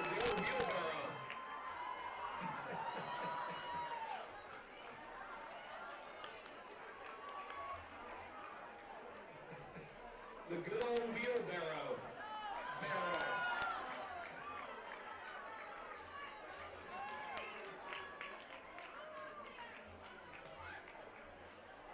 The old bat spin. Haven't seen that in a while.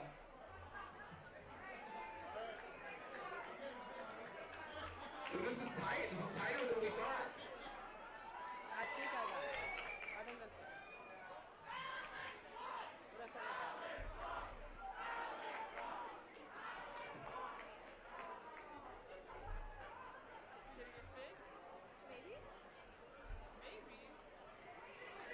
Looks like they got some goggles on or something.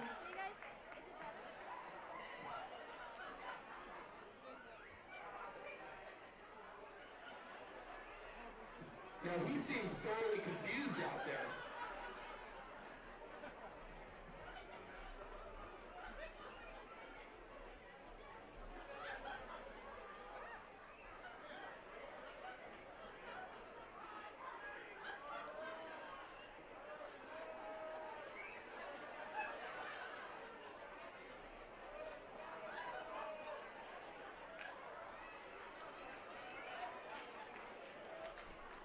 Now he must have some really bad goggles on. I don't really know what's going on.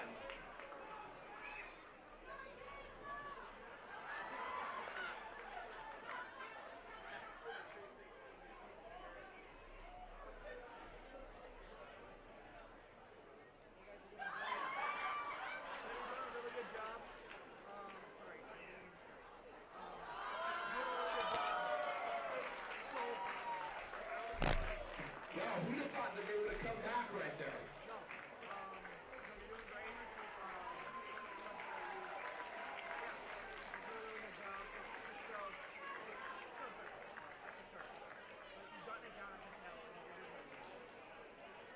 Now the crazy thing about this is the winner gets like a big time gift certificate.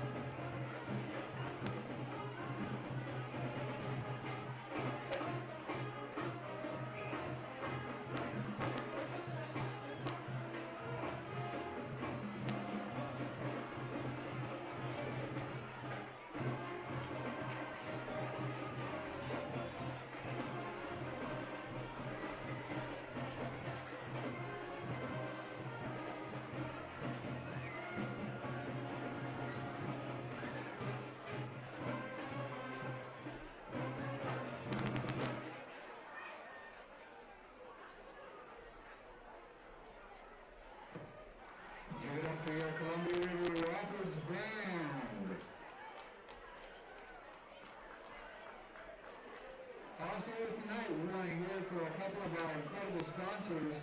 Their support keeps our athletes competing and our student clubs thriving. Thank you for investing in our student success. We couldn't do it without you. Evergreen Dental. Evergreen Dental will bring in the family to meet Dr. Chad Wade. All families are welcome. No insurance, no problem. Take advantage of your membership plan and start saving. Visit us at evergreendentallaw.com.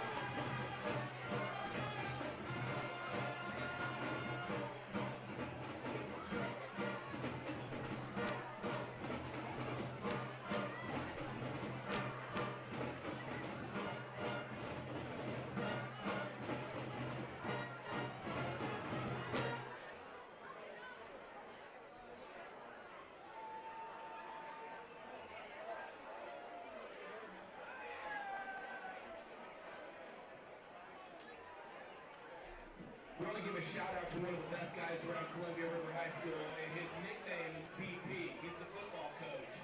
And he has turned this program into something, and the boys love this guy, and they play hard for him, and he's progressively built it up in his third year now. My only problem with him is he's from Washington State, and I'm a Beaver, but that's still okay. Shout out to the whole coaching staff. We got some dedicated guys down there. Keep it up, Jim. And guys, Ruth, how you doing down there? Again, another one of the most positive forces around here is Ruth Ingebrand. And she's always keeping an eye on everybody, and that's awesome.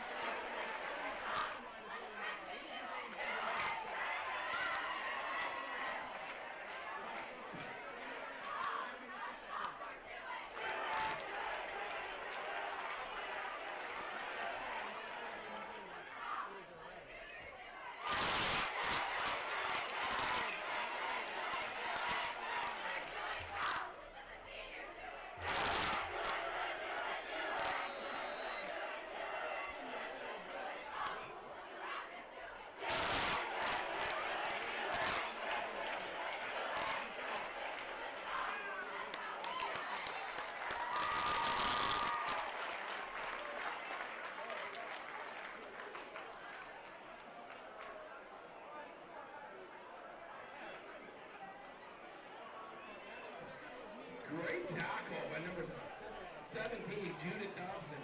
That kid gets excited out there. It's crazy to watch him. He gets so excited. That's awesome.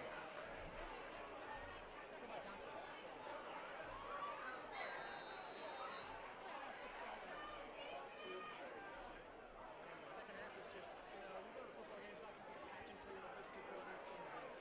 We go to football games off of the pageantry the first two quarters. The second half, it's for the football and nothing more.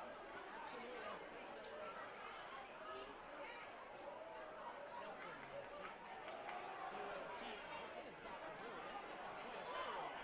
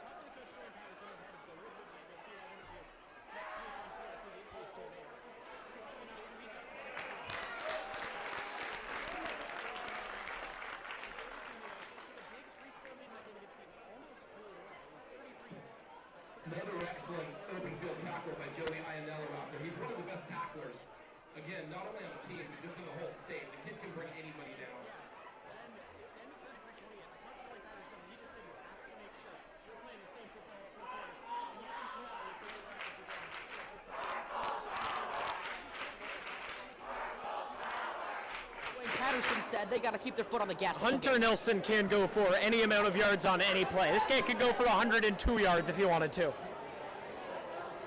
5 receivers out. This is a run if I've ever seen one, but what do I know? What do I know indeed? He throws left side. It is caught. There's a something. Aaron Ibarreta is into the game. Ibarreta is in the quarterback. Yeah, good spot by Kennedy. I did not see that. Not much known about Aaron Ibarreta. He's a true freshman, though. That's what's to be known. I'm not exactly sure what's happened on Hunter Nelson, but Ibarreta will stay in the game again. Yeah, I don't know. I'll see if I can spot Nelson on the sideline. It doesn't look like they're looking at him. I don't know what's happening with Hunter Nelson. Was that appears to be him going back towards the front of the sideline. It might have been a 2-plays thing. Maybe a helmet fell off or a cramp or something. Not a bad cramp. It's thrown up the middle, intercepted. Oh, rookie freshman mistake. They call it incomplete. They call it incomplete. Baumgartner thought he had a moment, but then he realized the ball was on the ground. Instead of the short arm punt, they will have time and room for a longer real punt. But this is what I was talking about earlier in the pregame earlier tonight. Their punting has been such an issue in this season, especially they had a couple punts against Seton. They went 10 yards or less. Yeah, but I mean, we'll see if there's going to be a recovery on this punt. As they will trap the punter out there. Oh, it's a fake again. No, it's not. He just rolled out. He looked like he was going to fake it. That is my bad. Goes well out of bounds. And that's what I was talking about. The tendencies of the punter just to kick it straight up in the air. What did that look like, 12 net yards? Something like that. He's struggled all year, and they can't find a better person to replace him. Student section is loud right now. If you can't hear us, that's why. If Elijah, our director, can't hear us, it's because their speaker is complaining about. You know? Good field position right here. And Williams coming back with 5 Gatorades. All right. We'll be back with William in about 30 seconds. I can confirm he does have 5 Gatorades. We'll call this play while William gets over here. They're all fruit punch. I'm a lemon lime guy myself. Kennedy? I don't have a preference. Savion McCoy goes right side. He gets about 3 yards. Oh, it's 6 Gatorades. It's 6. I stand corrected. And that has 6 Gatorades. And that has 6 Gatorades. This is the highlight of the half. Hey, I get thirsty. Just one of them is for my dad. All right. But I'm seeing them that has 6 Gatorades. Let's focus on the football. 2nd and 8. One of them's for his dad, he said. Pearson will hand off right side. McCoy, he's got a few yards. Gains 6.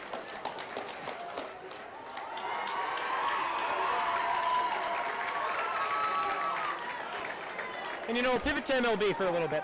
Bud Black, the manager of the Rockies, had a rough start to this season when he got fired. And then the Colorado Rockies, turned it around a little bit. And you know why I mentioned that? Bud Black is an alumnus of Mark Morris High School.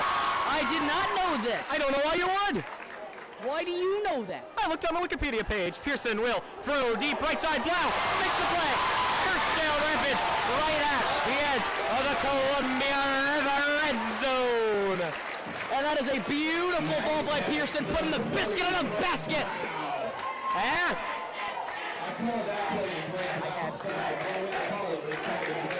The junior phenom, Greg Blau. I had to. Like 2 people know what I'm talking about here. He will hand off left side. It's McCoy. He gets a few 4 or 5. Stumbled on his feet, stayed up, got a couple extra on it. Yeah. William, have you been able to catch with much of the first half so far? Not as far as I know, but I have been tuning into the broadcast. All right. He's been watching his colleagues. Yes. And he's back with 6 Gatorades. Hey, don't bring that up. Here's Pearson. As we've had an official hiatus from talking about Williams' Gatorades. Pearson will look left side. It's Blau. There's a flag. I don't know what it is. Is it DPI? And Trent's helmet is going to be off. If it's DPI, that's on Hunter Nelson. Caleb Johnson is into the game after the helmet failure. Yeah.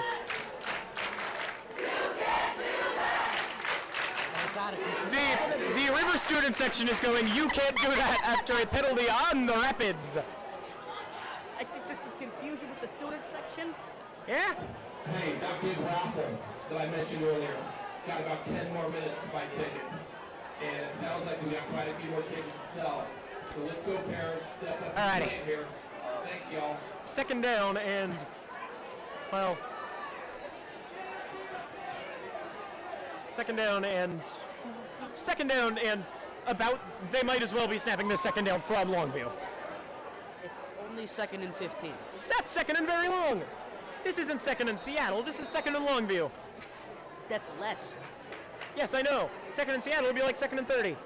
Caleb I Johnson. know my first geography. snap is Pearson complete. throws high, intercepted. And that's just not the best throw by Pearson. Interception made by Maddox Mobbs. Also the punter. Yeah, Maddox Mobbs and Maddox mobbed by his teammates after the interception. That was a terrible joke. And Kennedy telling the microphone it's a terrible joke instead of me. I turned the microphone towards him for analysis. They'll give you an analysis. It was a terrible throw by Pearson and a great play by Mobbs. What do you think about that play by Maddox Mobbs right there, William? Pretty good so far. That's why I turned to William for analysis. You're just here to criticize me. I'm not trying to criticize. Kennedy's the one here to criticize me. I've known this man since 3rd grade and he's still criticizing me. Oh, wow, Kennedy. Let's focus on the football, shall we? Johnson's first snap wasn't bad. It was a Pearson mistake that caused the turnover. Yeah. And is that Aaron Ibarreta? Out there again? It is Aaron Ibarreta. It is not an injury to Hunter Nelson. He was out there playing corner on the last drive. I'm thinking it's game strategy due to the fact that they're down 11. They Yeah, want you to gotta throw the ball. football. And the true freshman is who they're turning to for that. The young man will take it himself.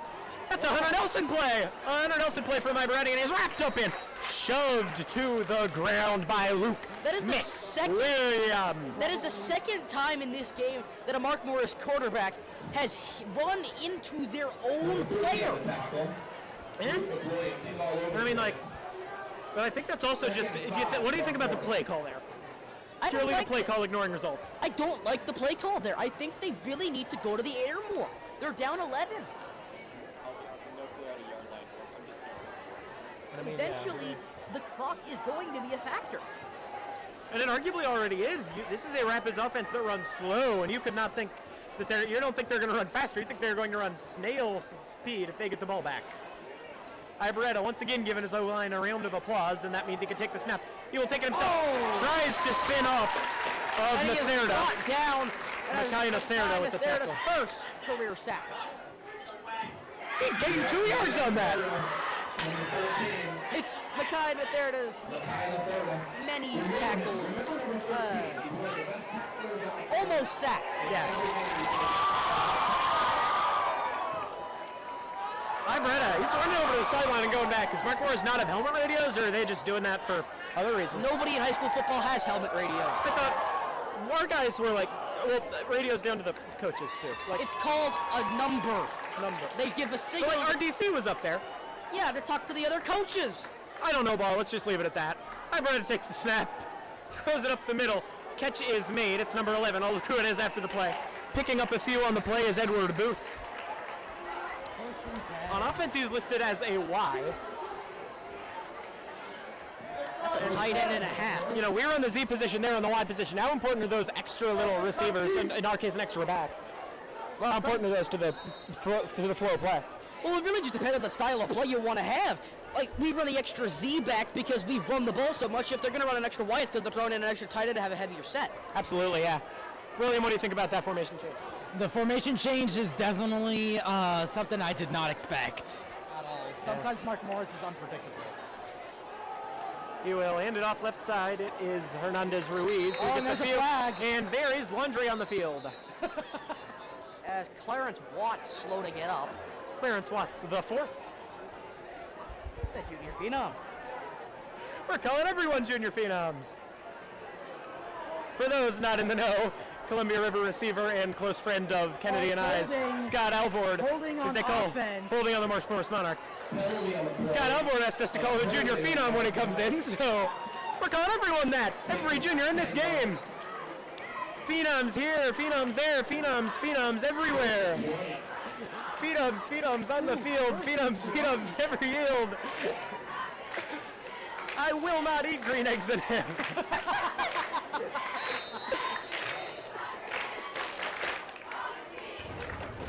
It's a first and long view here for the offense.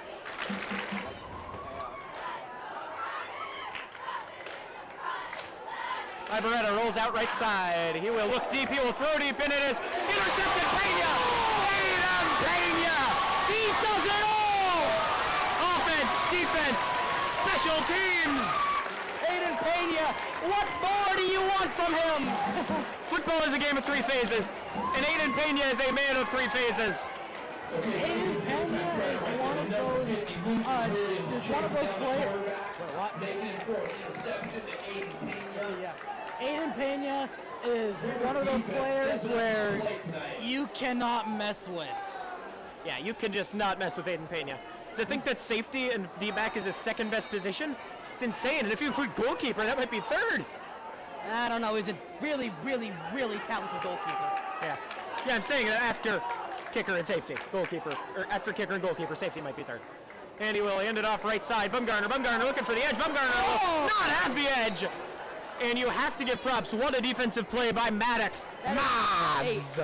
Beautiful open field tackle to get the jersey and not let Bumgarner get the outside edge. The student section chanting, it's too easy after a loss of 2. Someone needs to teach him football.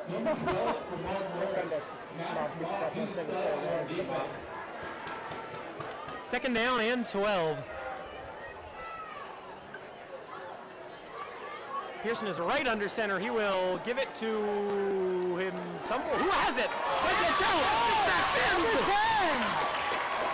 Zach Sims. And if you look back on that play is going to be a crisscross pattern. They're going to have it go from the Z-back all the way across, and then they're going to have it come back around. And that was where Sims was in position to take it across. Absolutely. That is a play you make if you're Zach Sims. That is a great play. A heck of a play. Zachary Sims. Pearson hands off left side. It's McCoy. McCoy is McCoying some guys. Strike up the band already. Touchdown River. McCoy's got 2.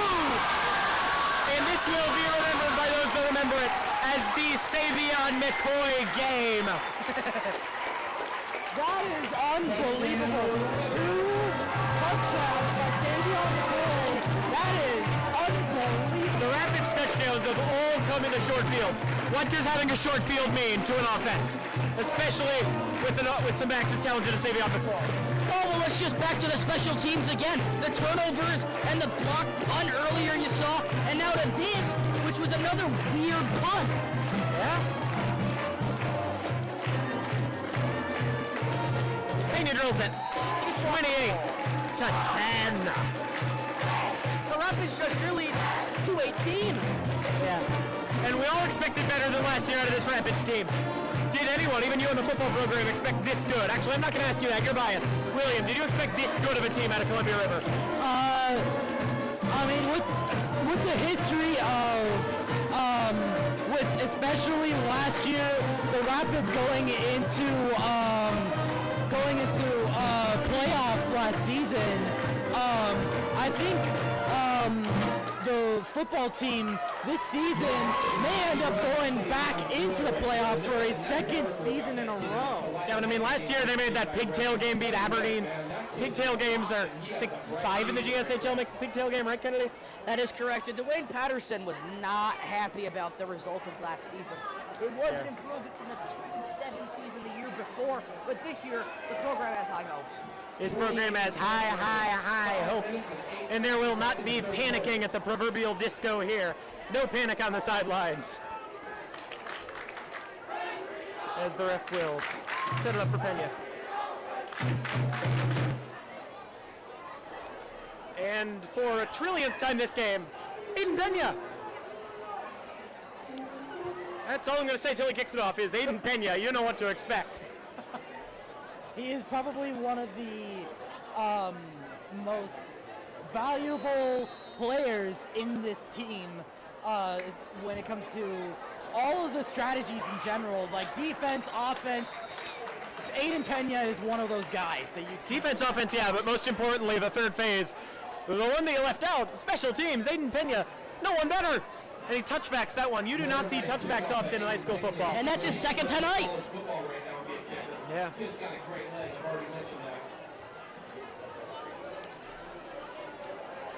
And yeah, if you are watching at home and you are listening for the name of Aiden Pena, it won't take you long to listen. He's made plays everywhere.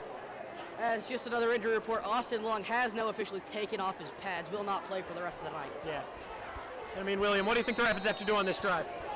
I believe Rapids, when it comes to this drive, right? Yeah. I think they just have to keep up with what they're doing with defense and offense. They just got to pull in. Ibarreta takes off. Ibarreta, does he have it? He does, and it's not close. Ibarreta is shoved down by Pena in the end, but he got more than the Rapids would have liked to allow. And I mean, yeah, that's just not really a D-line collapse, but that is a play by Aaron Ibarreta. And still no sign of Hunter Nelson this half. Yeah. Well, no sign of quarterback. You've seen him make plays at safety. You've seen him make plays on defense. You have not seen Hunter Nelson make plays at quarterback this half. Do you think that's just a completely intentional change of scheme, or do you think it's just Hunter Nelson was, I don't know, running the ball too much and they got used to him? I don't know. I mean, they were slowing him down. I mean, those first 10 points came in the very early points of the first quarter. It could be. It could also just be for game strategy purposes. Yeah, River has rolled off 28 unanswered, kind of the reverse of last week where they got off to a hot start, scored on their second play from scrimmage. Ibarreta almost gets a little bit of room, but what a play. Joey Iannello with the tackle on that one. And those are the open field tackles you have to make. Yeah, that is a Joey Iannello play. Joey Iannello on the tackle. I think he actually averages a good 10 tackles a game.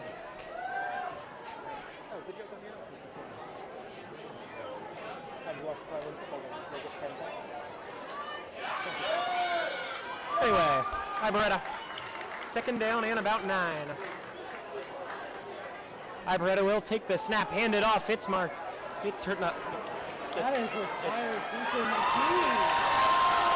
stumbled over my words for a good 5 seconds. Kevin Hernandez-Ruiz ran for 25 yards.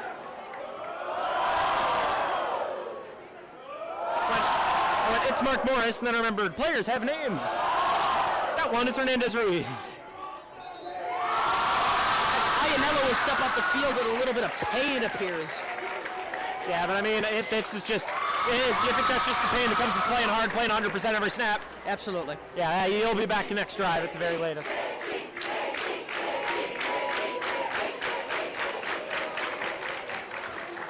And Ibarreta will get back out there again from the 45. Sorry for interrupting you, William. I'll let you talk after this play. Ibarreta will take back right off up the middle, 6 or 7 yards. No, he's fighting for more than that. He's got 9, I would think. William, what were you going to say?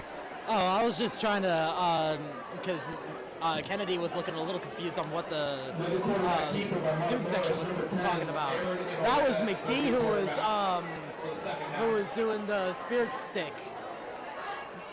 Columbia River High School legend, the recently retired Sean McDonald. Everyone loves him, basically, at Columbia River. Yeah. The vast majority of people will put in a good word about Sean McDonald, including myself. And everyone here at CRTV wishes him a happy retirement. And he is back here in Vancouver enjoying this first part of it. I actually came across him at Costco. Nice. What was he getting? No clue. What were you getting? Stuff. Fair enough. Classified. It's 28-10. We got time to kill. Rapids are at a good spot right now. Oh, a flag already. That's when you see that, it's a false start. So feel comfortable saying it's 1st and 15. Oh, 12 men. 12 men, Mark Morris. 12 men on the field penalty. 1, 2, 3, 4, 5, 6, 7, 8, 9, 10, 11. What? 1, 2, 3, 4, 5, 6, 7, 8, 9, 10, 11, 12. They got 12 guys.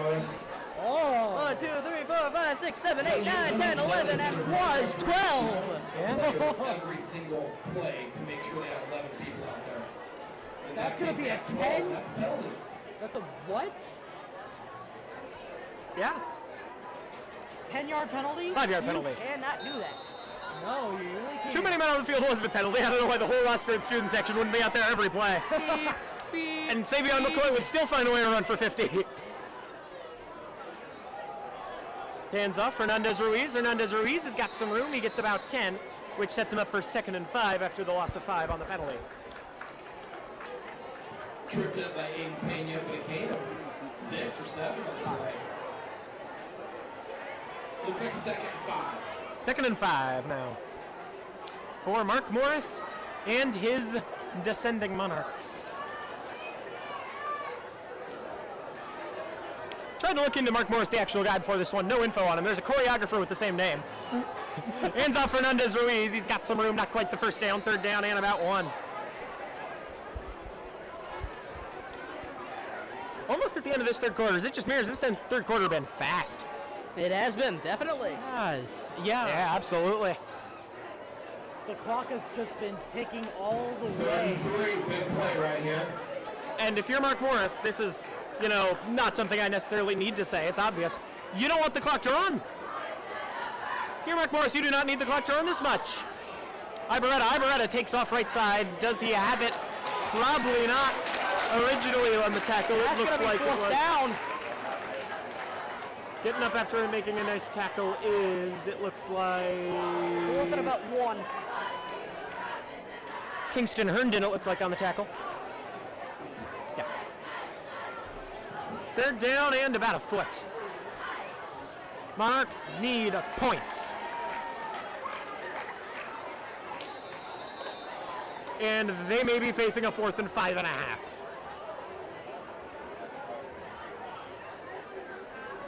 See the call? Encroachment! That's a 1st down! Oh, and those are the mistakes you cannot make. That is a free 1st down for the Monarchs. And in respect, you look at Jediah Carson. He reached over a little bit. Jediah Carson, one of the best football players on this team, but that's just not a mistake you can make. No, and especially as a senior. Yeah. Those are the mistakes that I mean, William, what do you think about just giving team free yards, basically? How hurtful is that to your team? It is pretty hurtful, but if it's just to taunt them, then That was not just to taunt them. Ibarreta end zone. Incomplete. Almost the catch of his life by Daniel Kobayashi Gallagher. what a great defensive play by Pena coming over. How many times do we need to say his name? Aiden Pena. Oh, there's number 7, Kobayashi. Kobayashi Gallagher is down in the end zone. He went for one of the plays of his life and he couldn't. He was hit really hard, sandwiched in between Zachary Sims and Aiden Pena. He is jogging over to his sideline. Always good to see. Guy gets up on his own willpower. Wind knocked out of him, you think? I don't know. It looked like maybe a little bit of a leg, but he looks to be okay now. Yeah, we are not doctors up here, nor do we pretend to be. We'll go check in with the trainer. Yeah. it's probably because the guy was just wanting to rest for a bit. That's not a play you make to draw a flag. There's no way they're calling a flag on that one. And the clock is ticking. Clock running and running and running. Why is the clock running? Wait. And some They need to stop the clock. errors in the Let's booth restart up the there. clock. White hat. Play it up to him. Hey, the clock's wrong. The clock operator knows. Kennedy, you do not need to yell at the clock operator. Say an apology through CRTV to that clock operator. He won't. I'm sorry. Ibarreta. 2nd and 10. Here's that I formation they came out in earlier. Let's see what they do now. Ibarreta claps a good 25-30 times. He will. And no, he will roll out right side. Ibarreta looking to the end zone. Well, incomplete. Well, it was out of bounds and also would have been incomplete. Intended to Cameron Repperger, the junior.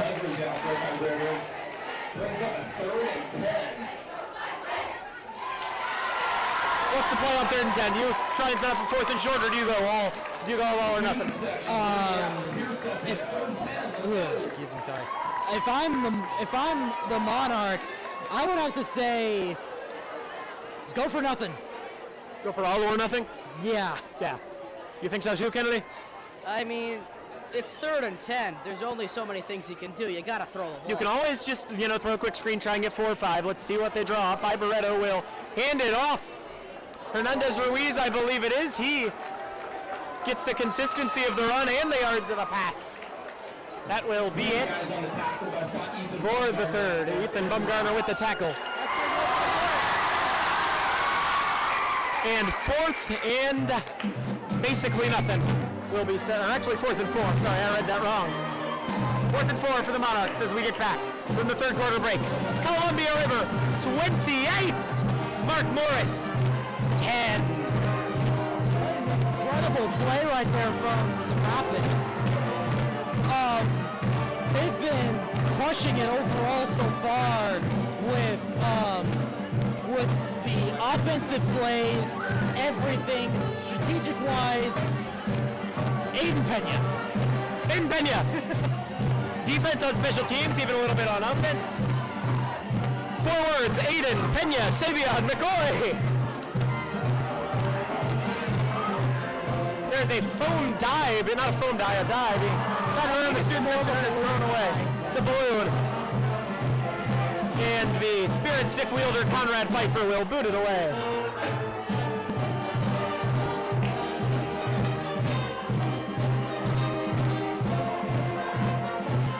Mark Morris, is this play of the game, Kennedy? It very well could be. You're down 18. The fourth quarter's about to start. It's crunch time. You gotta make something happen. William, do you think this play is the game? I think this play is the game right here. Yeah.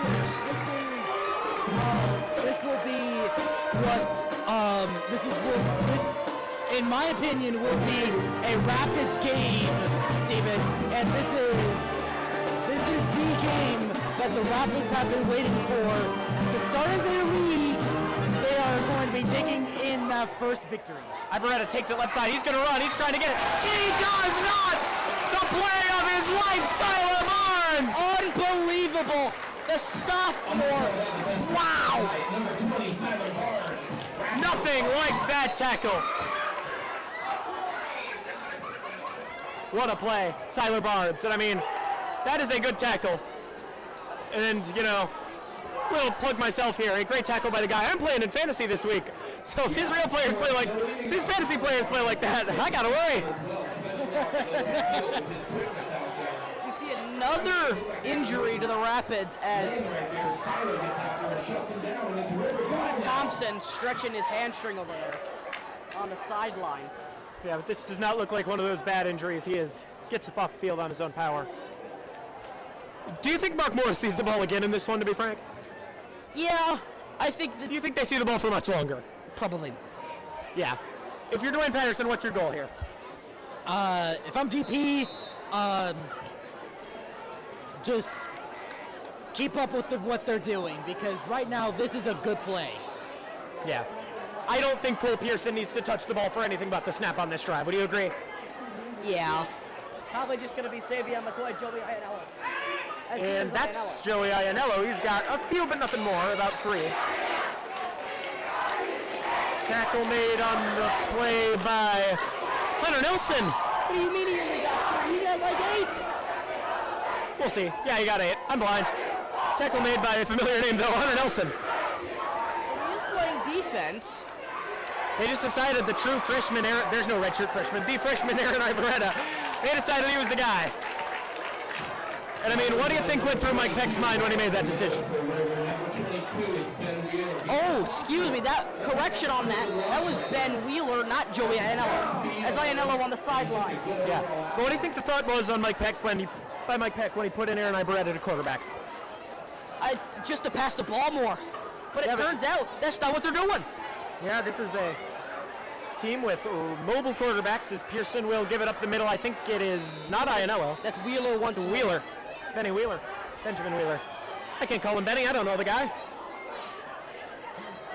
He's going to get stopped short. It'll be about 3rd and 1, maybe 2. 3rd and about 3. You own the ball here, William? About what? Do you own the ball here, William? Probably. Yeah. And I might as well say this and put the mic down afterwards. It's a run to Savion McCoy and he gets the first down. I told you so! I told you! Savion McCoy to the Rapids 40! That's ridiculous. How about it? As stars of the game, Savion McCoy, Aiden Pena, Stephen Hammond. This kid is absolutely electric. Referring to me? No. Savion McCoy. Fair enough.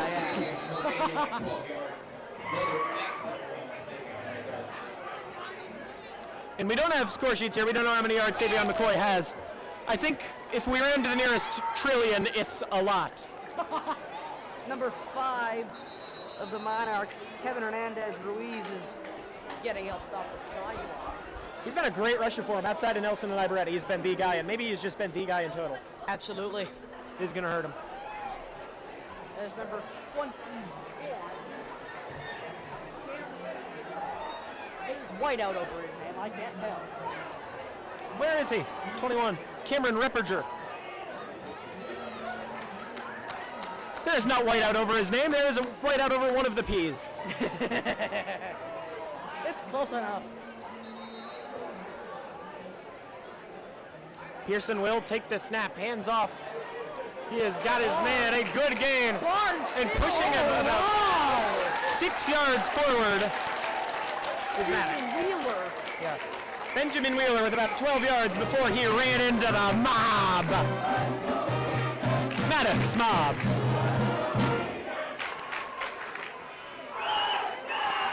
Listen to the band right there. That's another rapid first down. As you're getting outside of comfy lead territory and getting into blowout territory, aren't you? If they score again, for sure. Benjamin Wheeler loses about 2 on the play. Number 30, Aiden Bonneville. Nice tackle by the Mark Morris kid. Yeah, Aiden Bonneville with a great tackle. The Bonneville Dam's job is to stop water, and Bonneville right there's job is to stop the run. Kennedy's face is in his hands. He doesn't think that was good. I liked it. I will admit it was good. McCoy gets a few. That's more than a few. He gets about 6 or 7. And that's a 3rd down and 5 for the Monarchs. 3rd down and 5. I said that was the first 3rd and down for the Monarchs. I don't know what I'm doing. You can tell from this whole game, I don't know what I'm doing. Hey, you're doing a good job announcing. Sure. Pearson on 3rd and 5. Pitches, McCoy. There's a flag on the play. Laundry on the field. McCoy is rumbling. McCoy is rumbling. A long 5-yard gain on the tackle. The tackle made by Jaden McCann.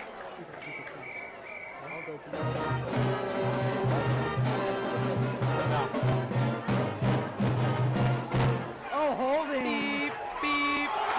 That's the sound of the offense backing up.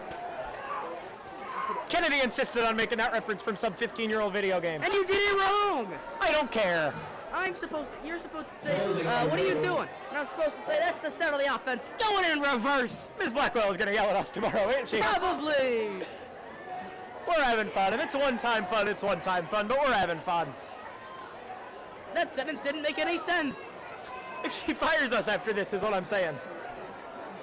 She's not going to fire us because she doesn't have anybody else to do the job. It's us 3 and that's about it. 3rd and 15. Yeah. Ouch. 3rd and half a Walmart parking lot. 3rd down and 14. Put those together. That's pie. That's 10 yards right there. 5-9. Brings up a 3.3rd and 14.59. Indeed, that's pie right there. Yeah. Little basic geometry for you there. That's not geometry, and gonna be someone all moved offside. early. Who is it? And falling on his back. Benjamin Wheeler, it's a false start. Let's do it right this time. Beep, beep, beep. What are you doing? That's the sound of the offense. Go in reverse. There we go. The winner is going to be able to feed like 8 people at tomorrow's table tonight. No opportunity for pie here. It's 3rd and 19. Coming up in about 2 minutes. They're going, oh my gosh. 3rd and 19 right here. What do you think about that, Steven? I think you do. You pull a 2021 Bengals. You send guys down the field and you chuck it up. Specifically to Jamar Chase. Jamar Chase is not a Columbia River Rapid. I don't care. In this case, you put it to Drew Brewer. Let's see what Drew Brewer can do. Well, we'll see what the timeout staff can do. The coaching staff can draw up on 3rd and long. The Rapids. 0, 8, They're announcing the 50-50 raffle ticket. We'll shut up. 5, We'll stop talking. Sorry. 9, 7. It's a blue ticket. William, what do you think they draw up on third and 19? Either you're crazy or you're trying to think of something right here. But I think it's more on the crazy part because you're like way far ahead now because what's the point? I think that 3-score games are not over. 4-score games are over. You chuck the ball down the field. Drew Brewer, top of your screen. Yeah, Drew Brewer right there on the top of the screen. Pearson looks deep. Blau! First down Rapids! Greg Blau inside the 25. We've called his name a few times today, but you've called his name in the biggest spots. Absolutely. And William, what is the importance of a good tight end? Just play the game. Kenley, what is the importance of a good tight end? Well, if you don't have a good tight end, you got less receiving weapons. You also got less blocking options. Fewer. Fewer, not less. First and 10 I from never the claimed to 22. like English. First and 10 from the 22. And, oh, we lost the snap. I think someone has it Mark Morris is pointing their way.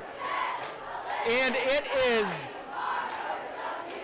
Mark Morris. Monarch football. They fumbled. Let's see who Pearson had it. had trouble with the exchange, and it was Caleb Johnson at center, and that's a mistake of. Correct me if I'm wrong, which I might be. It's Bradley Lewis who recovered the fumble? I believe you are correct. Yes. Caleb Johnson and Cole Pearson with a botched exchange. Yeah. I mean, that's one of those plays that might not, according to the very letter of the law, be Mark Morris' ball. But, you know, the ball will probably exchange hands 20 times under the pile. And, The Monarch guy had the ball at the end of the day. yes. Got to go 80 yards right here if you're the Monarchs. And they're going to roll the Hands football. off. Goes to the right side. It's Hernandez Ruiz. Hernandez Ruiz has got some space. He gets past Bumgarner. No, he does not. And brought down by a crew of guys led by Bumgarner. It's Bumgarner, Barnes, and... Bumgarner, Barnes, and Blau. Bumgarner, Barnes, and... No. Bumgarner, Barnes, And and... the third. Good gain by Kevin Hernandez Ruiz.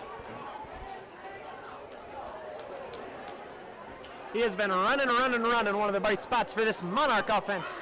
Has not scored since the first quarter. It's been 28 unanswered for Columbia River, and Oh, yeah. it's been domination defensively. It's special teams, as you said, playing the score of this game. Ibarretta's got some space. First down. A very, very good tackle by Pena. Special teams have been playing the story of this game. Who better to make that tackle than Pena? Pena, the highlight player of the game. Yeah. That was an incredible. That was an incredible play by Pena. Oh my God. Who hasn't had their voice cracked? Gonna remind myself to watch that one back. 7 minutes left in the fourth quarter. He's done it again.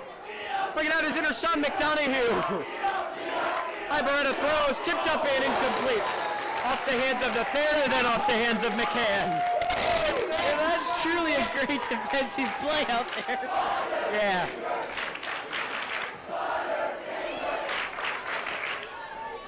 Butterfingers chance.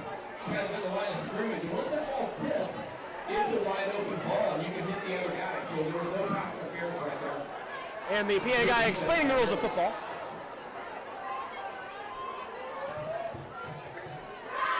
Clock is stopped, so Monarch offense will take their sweet, sweet, sweet time. You think this ball is going to be snapped before the next game? Yeah, it's not looking like it. Is there a play clock in sight? It's a genuine question. Do you know?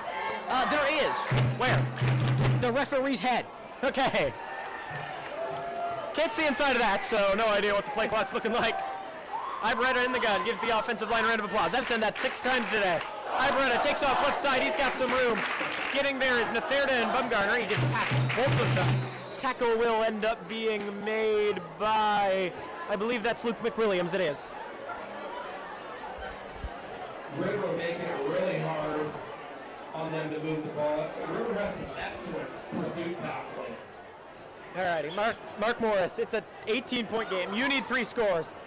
you have to hurry at this point, right? Do you have to be timely if you're Mark Morris here? Got a shrug from William. Do you have to be timely if you're the Mark Morris offense here, Kennedy? Yes, you do. You got to throw the ball more, and that's another handoff. Hands it off, Fernandez Ruiz. I don't think they understand the concept of clock management like the Chicago Bears against the Detroit Lions on Thanksgiving last year. You saw Caleb Williams try to throw it deep to Keenan Allen with the time expiring when they could have had 7 plays. Difference is Aaron Ibarra is good at football. I agree with that statement. Random shots at Caleb Williams. This is why we watch football. Ain't no pastime in the world like making fun of the Chicago Bears. Ibarra on fourth and about a half yard. I don't know why I said second. Ibarra will take it up the middle. First down and a little bit more. He shoved his man forward a lot more. He's to the 13. And do you think, how heads up of a play is that by the O-lineman to shove Ibarra forward and get 10 more yards out of him? Nice run up the middle by Mark Morris. Kennedy? It's just heads up. It's smart. It's, he got 10 extra yards out of it. That's the play you expect to see out of a tenured NFL guy, not maybe a high schooler. As Ibarra will take off Mark Morris. That'll be Mark Morris touchdown. Touchdown. It might be too little too late. Aaron Ibarra, the true freshman. And Jackson Cole will be on the kick. If they do, might want to cut it to 10. Like going for 2? Yeah, you might want to go for 2 here. Your kicker. You have to go for 2 eventually if you kick one. Or you have to go for 2 eventually, I think. Yeah. Aaron Ibarra is trotting onto the field. What do you think about this decision to go for 2 here? I say it's it's quite a move, but yet again, they'd have to be really strategic about this. Yeah, it's a risk and it might pay off. Ibarra. Next to him is Hernandez Ruiz. He will throw it and it is incomplete. The intended receiver on the play, I can't tell who it is, but he ended up hitting the back of Baumgartner. No, it was Dylan Kirkland. So that makes the score 28-16. Intended receiver on the play is Luke Bilger. And do you expect to see the onside kick now, I would think? 5:08 to go. You think you kick onside here? I think it's what? Do you think you do an onside kick here? A side kick? Kennedy, do you think you can do an onside kick here? I do. All right. See what they trot out Jackson Cole to do. Or maybe they have a special onside guy. Some teams, might have that. Sweet Caroline yet again. Vibes are good here at John O'Rourke Field. And we'll see if they send the hands team out for the Rapids. Yeah. And it appears that's what they will do is the junior phenom Scott Albert in the huddle. The junior phenom Scott Albert recovered an onside kick in week 1 against Seton. And there are 2 words you can use to describe Scott Albert. You know what they are? Junior and phenom. Yeah! He asked me to call him that. And so we went up with that offer. Yeah, I told him I wouldn't, but little treat for the friend. Yeah. Yeah? Never hurt anyone. Hey, man.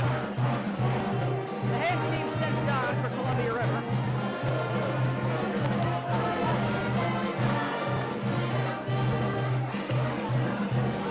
Onside kick unit is out for Mark Morris. I don't know if it's the onside kick unit actually. They got some guys deep. Is it the kicking team? Kicking team. Is it the kicking team? Let's see. And it is kick short. And the Monarchs might have it. It's Alvord or it's someone on the Monarchs. Is this Scott Alvord's second onside kick recovery in 2 weeks? And who has it? Who has it? Who has it? It's Alvord! The junior phenom, Scott Alvord! Unbelievable 2 onside kicks in this season recovered by Scotty Alvord, the Swedish junior phenom. Yeah. Now at this point, do you think the Monarchs see the football again? No, I think they had enough. But I mean, that's just the Rapid team going in. But good sportsmanship. I mean, sure. Why not? Do you think they take the rest of the clock off, Kennedy? Yeah. Yeah. Ain't no sportsmanship in giving the ball back. Sportsmanship's in kneeling. And they give it to someone. His number is smothered. I would assume it's either Wheeler or Ianello. Sometimes it takes a little bit to figure out who It's the Ianello. winner is, and we did find out who the winner was. And congratulations to a person over on the Mark Morris side. And a Mark Morris fan wants the 50-50 raffle, and sighs from the River fans. Longview, someone in Longview is getting some money. That's no fun. It's fun. Spread the love. That's Pearson taking his time. Pearson taking all the time in the world. He doesn't know the play clock, so he will literally just sit there until he feels like it. He bends down. He will take the snap. He will hand off. It's Savion McCoy. McCoy bounces off a few tackles. Can't McCoy his way through that one. And the play ended with 4:21. Ball ain't going to be snapped until 3:45, will it? I believe, no, there's a timeout. Timeout Monarchs. Nice tackle.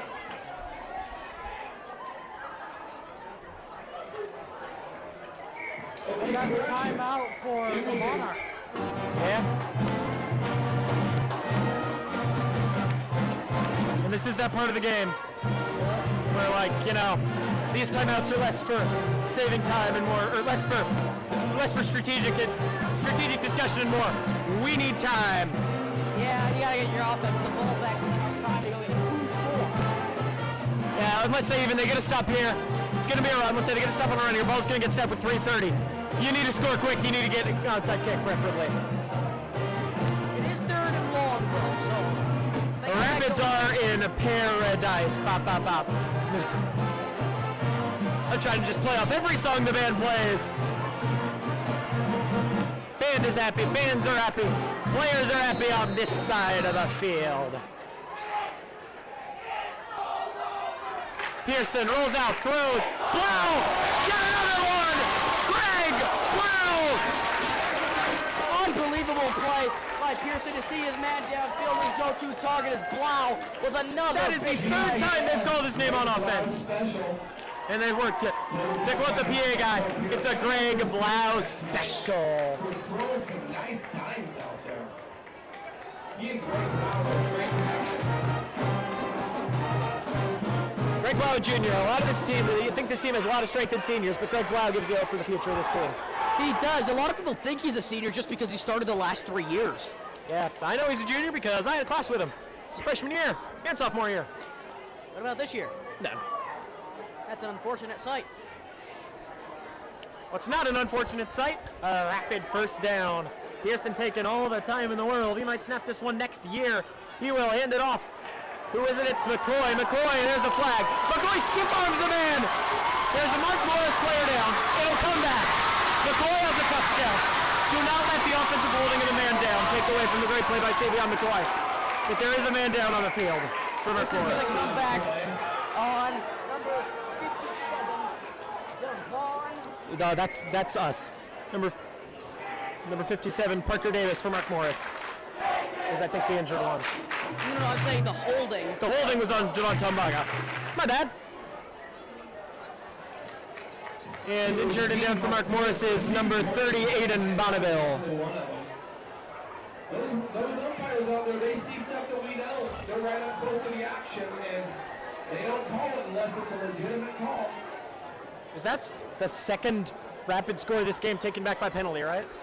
A Savion McCoy outside run to the bottom of the screen. River fan who won in the This could be 42-16 if not for flags. Actually, the first one turned into a touchdown anyway, so 35-16. 3:23 on the clock. The Rapids lead by 12. First and 20. You get it to the warning and you nail it out. There's no warning. You get it and you nail it out. False start. And encroachment. No, that's encroachment. That's encouragement? Yes. Side judge add a bit of you on that one. That's encroachment on the bottom. But that was also a flag on the play. Yes, the flag on the play is encroachment. Oh, never mind then. Yes. Make it first and 15. It's all right. First and 20 becomes first and 15. First down's moving behind the line of scrimmage more than Savion McCoy moves behind the line of scrimmage. Good one. Thank you.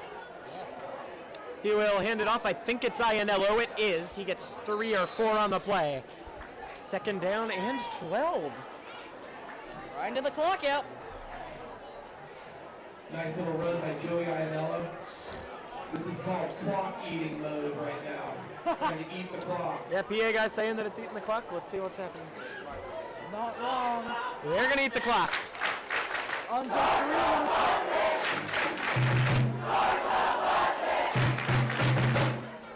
Channing, start the buses.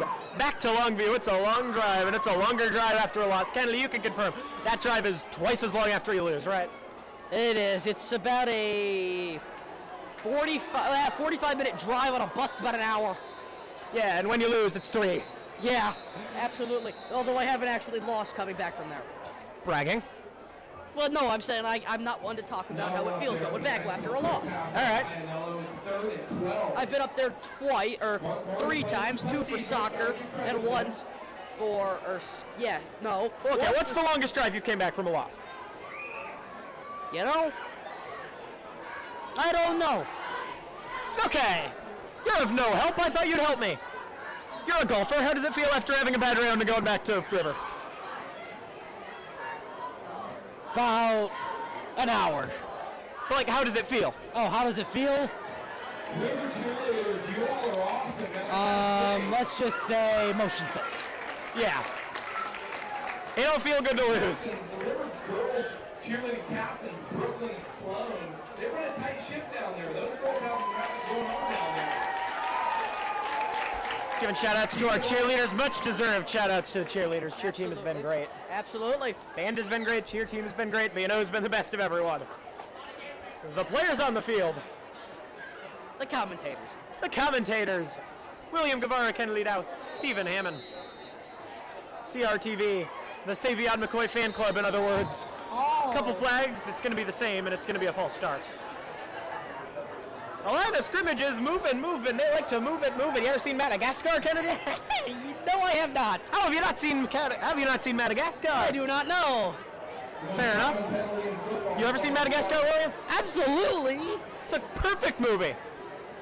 And we had gotten to the point in this football game where it's a 12-point game. We can talk about the Madagascar movie.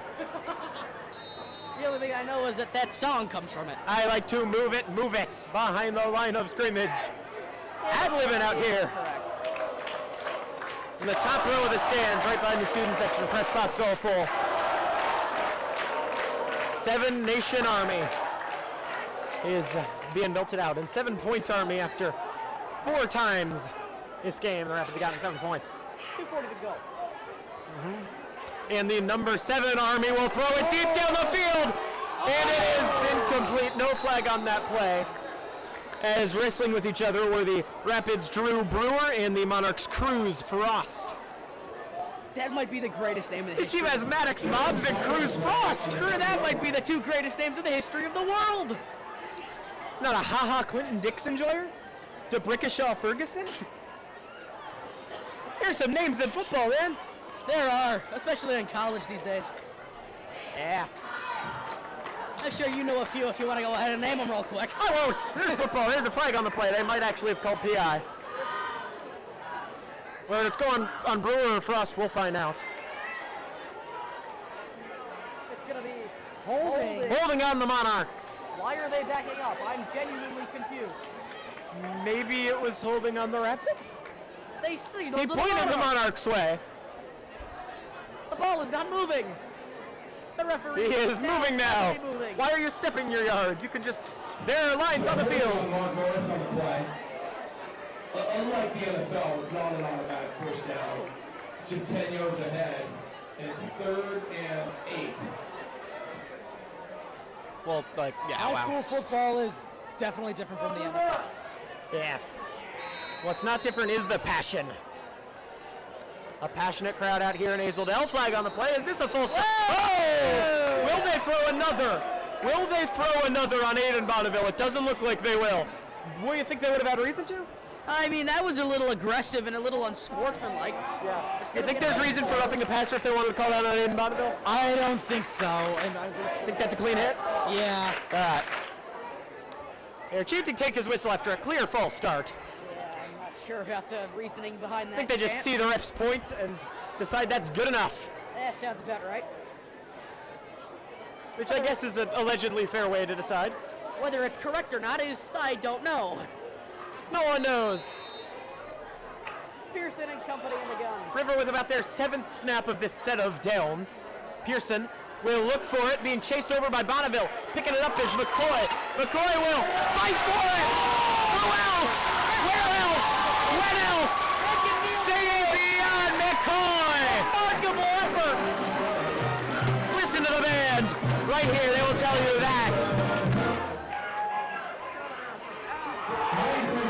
That's another rapid first down. Savion McCoy. You remember this football program. What does Savion McCoy mean to him? Oh, absolutely everything, especially to Coach Patterson. I mean, he's such a crucial part of this team. And it is time to kill time if you're the Rapids. Points are nice, but winning's nicer. Pearson standing up. Nah, nah, nah, nah, nah, nah, nah, nah. Hey, hey, hey. Goodbye, they're chanting. Does that delay a game? Final 2 minutes. False start. It's another false start. Oh no!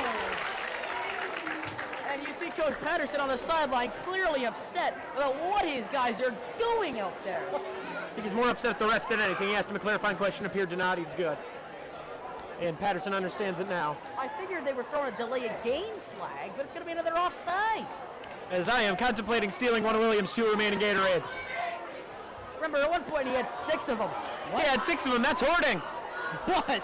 Remember when he came back with 6 Gatorades? Hey, one of our camera operators. McCoy's got room. McCoy's got a lot of room. Strike up the band. Savion McCoy. Absolutely unbelievable. This is amazing. And a touchdown for every red Gatorade William brought back.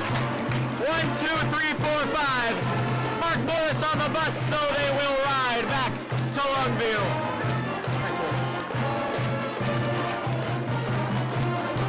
34-16. An extra point and it's 35. Hugging on the sidelines are McCoy and Albrecht. It means a lot to this team to go out and score 35 probably. Not going to jinx it yet. I'll finish the sentence. 35. Score 35 on a team that you haven't scored the last 8 quarters against. What does this mean? Oh, it's absolutely remarkable. I mean, Patterson's got to be so happy with this offense, but he is not going to be happy about the penalties. That's going to have to be cleaned up. We saw it against Sept. Now we're seeing it against Monarchs to an even more extreme level. That has to get cleaned up.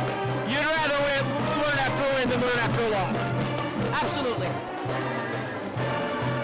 There's definitely some crucial things that have to change, though. The blackout student section is emptying onto the field, right behind the end zone on your left. 35-16 for River. What a night. River is dominating the Monarchs here tonight, and with 2 minutes, less than 2 minutes left, the Rapids have pretty much just sealed their fate into winning this game. Steven, this is amazing. This is an abdication of the Monarchs. This is an overthrowing of the Monarch Empire. Stephen, this is not the United Kingdom in 1712. Do you just make up a year? I don't know my UK history. I don't either. I know. I just figured because it's before the American Revolution. Fair enough. You know England still has the monarch. I am aware of this. It's just to a less extreme. I figured 1712 would be pretty backwards. Yeah? The left foot of Pena ready to go. Because, yeah, King Aidan the Ninth. Ready to kick off to the Monarchs. Keeping all our guys organized, all the kids organized out there. Good job, Conrad. Pena will boot it deep. His left foot strikes the leather of the ball. Fielded at the 5, about the 7 actually. We'll take it down, left side. 20, 25, 30. That's a good game. And fighting each other. Oh, I think a punch was thrown. A fight there between Shea Klinsing and Cruz Frost. Shea been known to have a little bit of anger issues. He had some of those issues in soccer. He's been given a couple yellow cards in the past for that. But now that's kind of translating onto the football field. He saw some aggression. William questioning if I'm going to drink my Gatorade. Of course I am. Am I a psycho? Probably. Also, those those 2 other Gatorades, well, technically 3, were to share. Okay, thank you. I thought they were all yours. I was so confused. They still brought 6 of them back. How many ounces is in one of these? How many calories is in one of these? 140. What's 140 times 5? That is. A lot. That's all we need to know. It's. Oh God, I need to do my math here. As a quick run by Mark Morris gets us to about the 90-second mark. Is 14 times 5 is 70. That's 700 calories of red Gatorade. And then plus a blue one. The blue one was given away. That was to my dad. I respect you.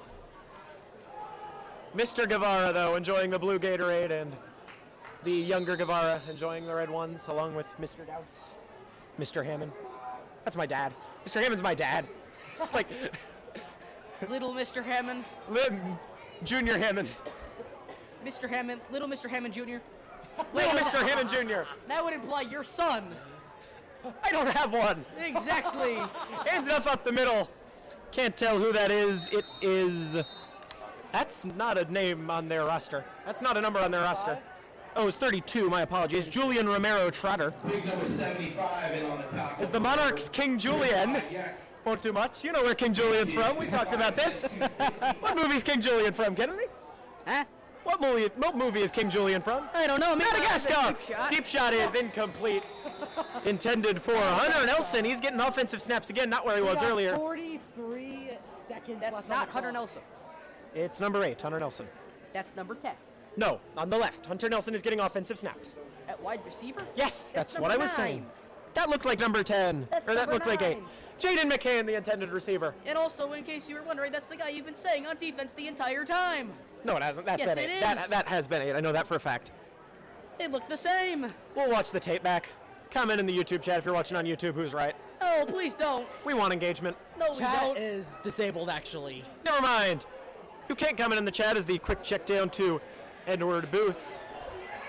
Gets a feel.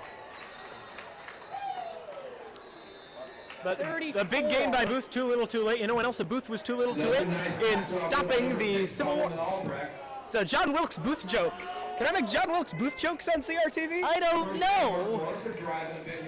I don't have the answer to these Ask questions. Ms. Blackwell about if I'm allowed to make Abraham Lincoln assassination jokes. No! Steven, you're going to get fired. I said John Wilkes Booth. Come on. You're gonna get fired. I'm sorry, Ms. Blackwell. You'll talk to me about that in class tomorrow, I'm sure. Oh my goodness. We're going to have a two-man crew Be tomorrow. glad Talon Collins is not in the show, though. We're going to have a two-man crew by tomorrow. All right. Throws left side, picks up about 10. And that is number 12, Maddox Mobbs. Tackled by Ben Wheeler. Mark Morris running, hurry up, it might be a moot point. 20, 19, 18. We don't need a countdown. This game's over. It's a 19-point game. He will spike the ball. He spiked it from the gun. That's not a thing you see too much. I would say if I were the Rapids, or just Shout out to all the or whoever is holding the ball, oh, Mark Morris is. But if River were to hold the ball, I'd say kneel, because the game's over at this rate. I mean, there are a lot of ifs, ands, or buts, and if River had the ball, they would be kneeling, but they don't. Third down was this just an end zone shot? Probably. Yeah. It's only third. Oh no, yeah, it's third down. Scoreboard hasn't updated the down to distance since the first quarter. Yes, it has. No, it is not. It's updated the down. It still says first down. It has occasionally. Okay, yeah. I'm sorry, Ms. Blackwell. That was my bad. Ms. Blackwell has texted, I don't know. I thought, too soon may have expired, but What about the my Abraham apologies as we will, yeah, about that. And we will end on a sour note as she will text my color commentator, William Guevara. I'll wait for Like it once more. a text back to William from Ms. Blackwell ensuring my not getting fired. I can't promise you won't be. Oh, I've over-apologized like 3 times already. You still said something you really should not have. People have said worse on NFL broadcasts. Anyways, change of discussion. Second down and 10. 8.4, the Rapids. If they were on offense, would be in victory. Okay, yeah. I'm sorry. All right. Would be in victory. Formation, but defense. Hi, Beretta. Look at end this one.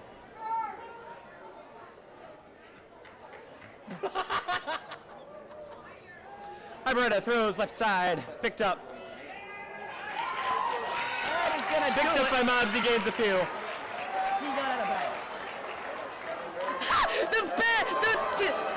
The fans are on the field with 2.1 seconds The fans to play. storm, outstorm, DP is mad. Oh my God. Throw back to the Badgers on the field. Yeah. Those are not easy, but we got quite a few guys that can make those happen.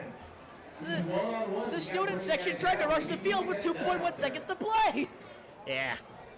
So on top of that, I'm pretty sure the game is over at this rate. Kennedy, Steven, what are your thoughts about this overall so far? I still can't get over the fact that you brought 6 Gatorades.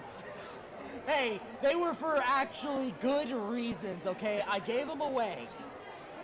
From the 16, this will be the last play of this game. Iberetta is in the shotgun. Let's see what he can do.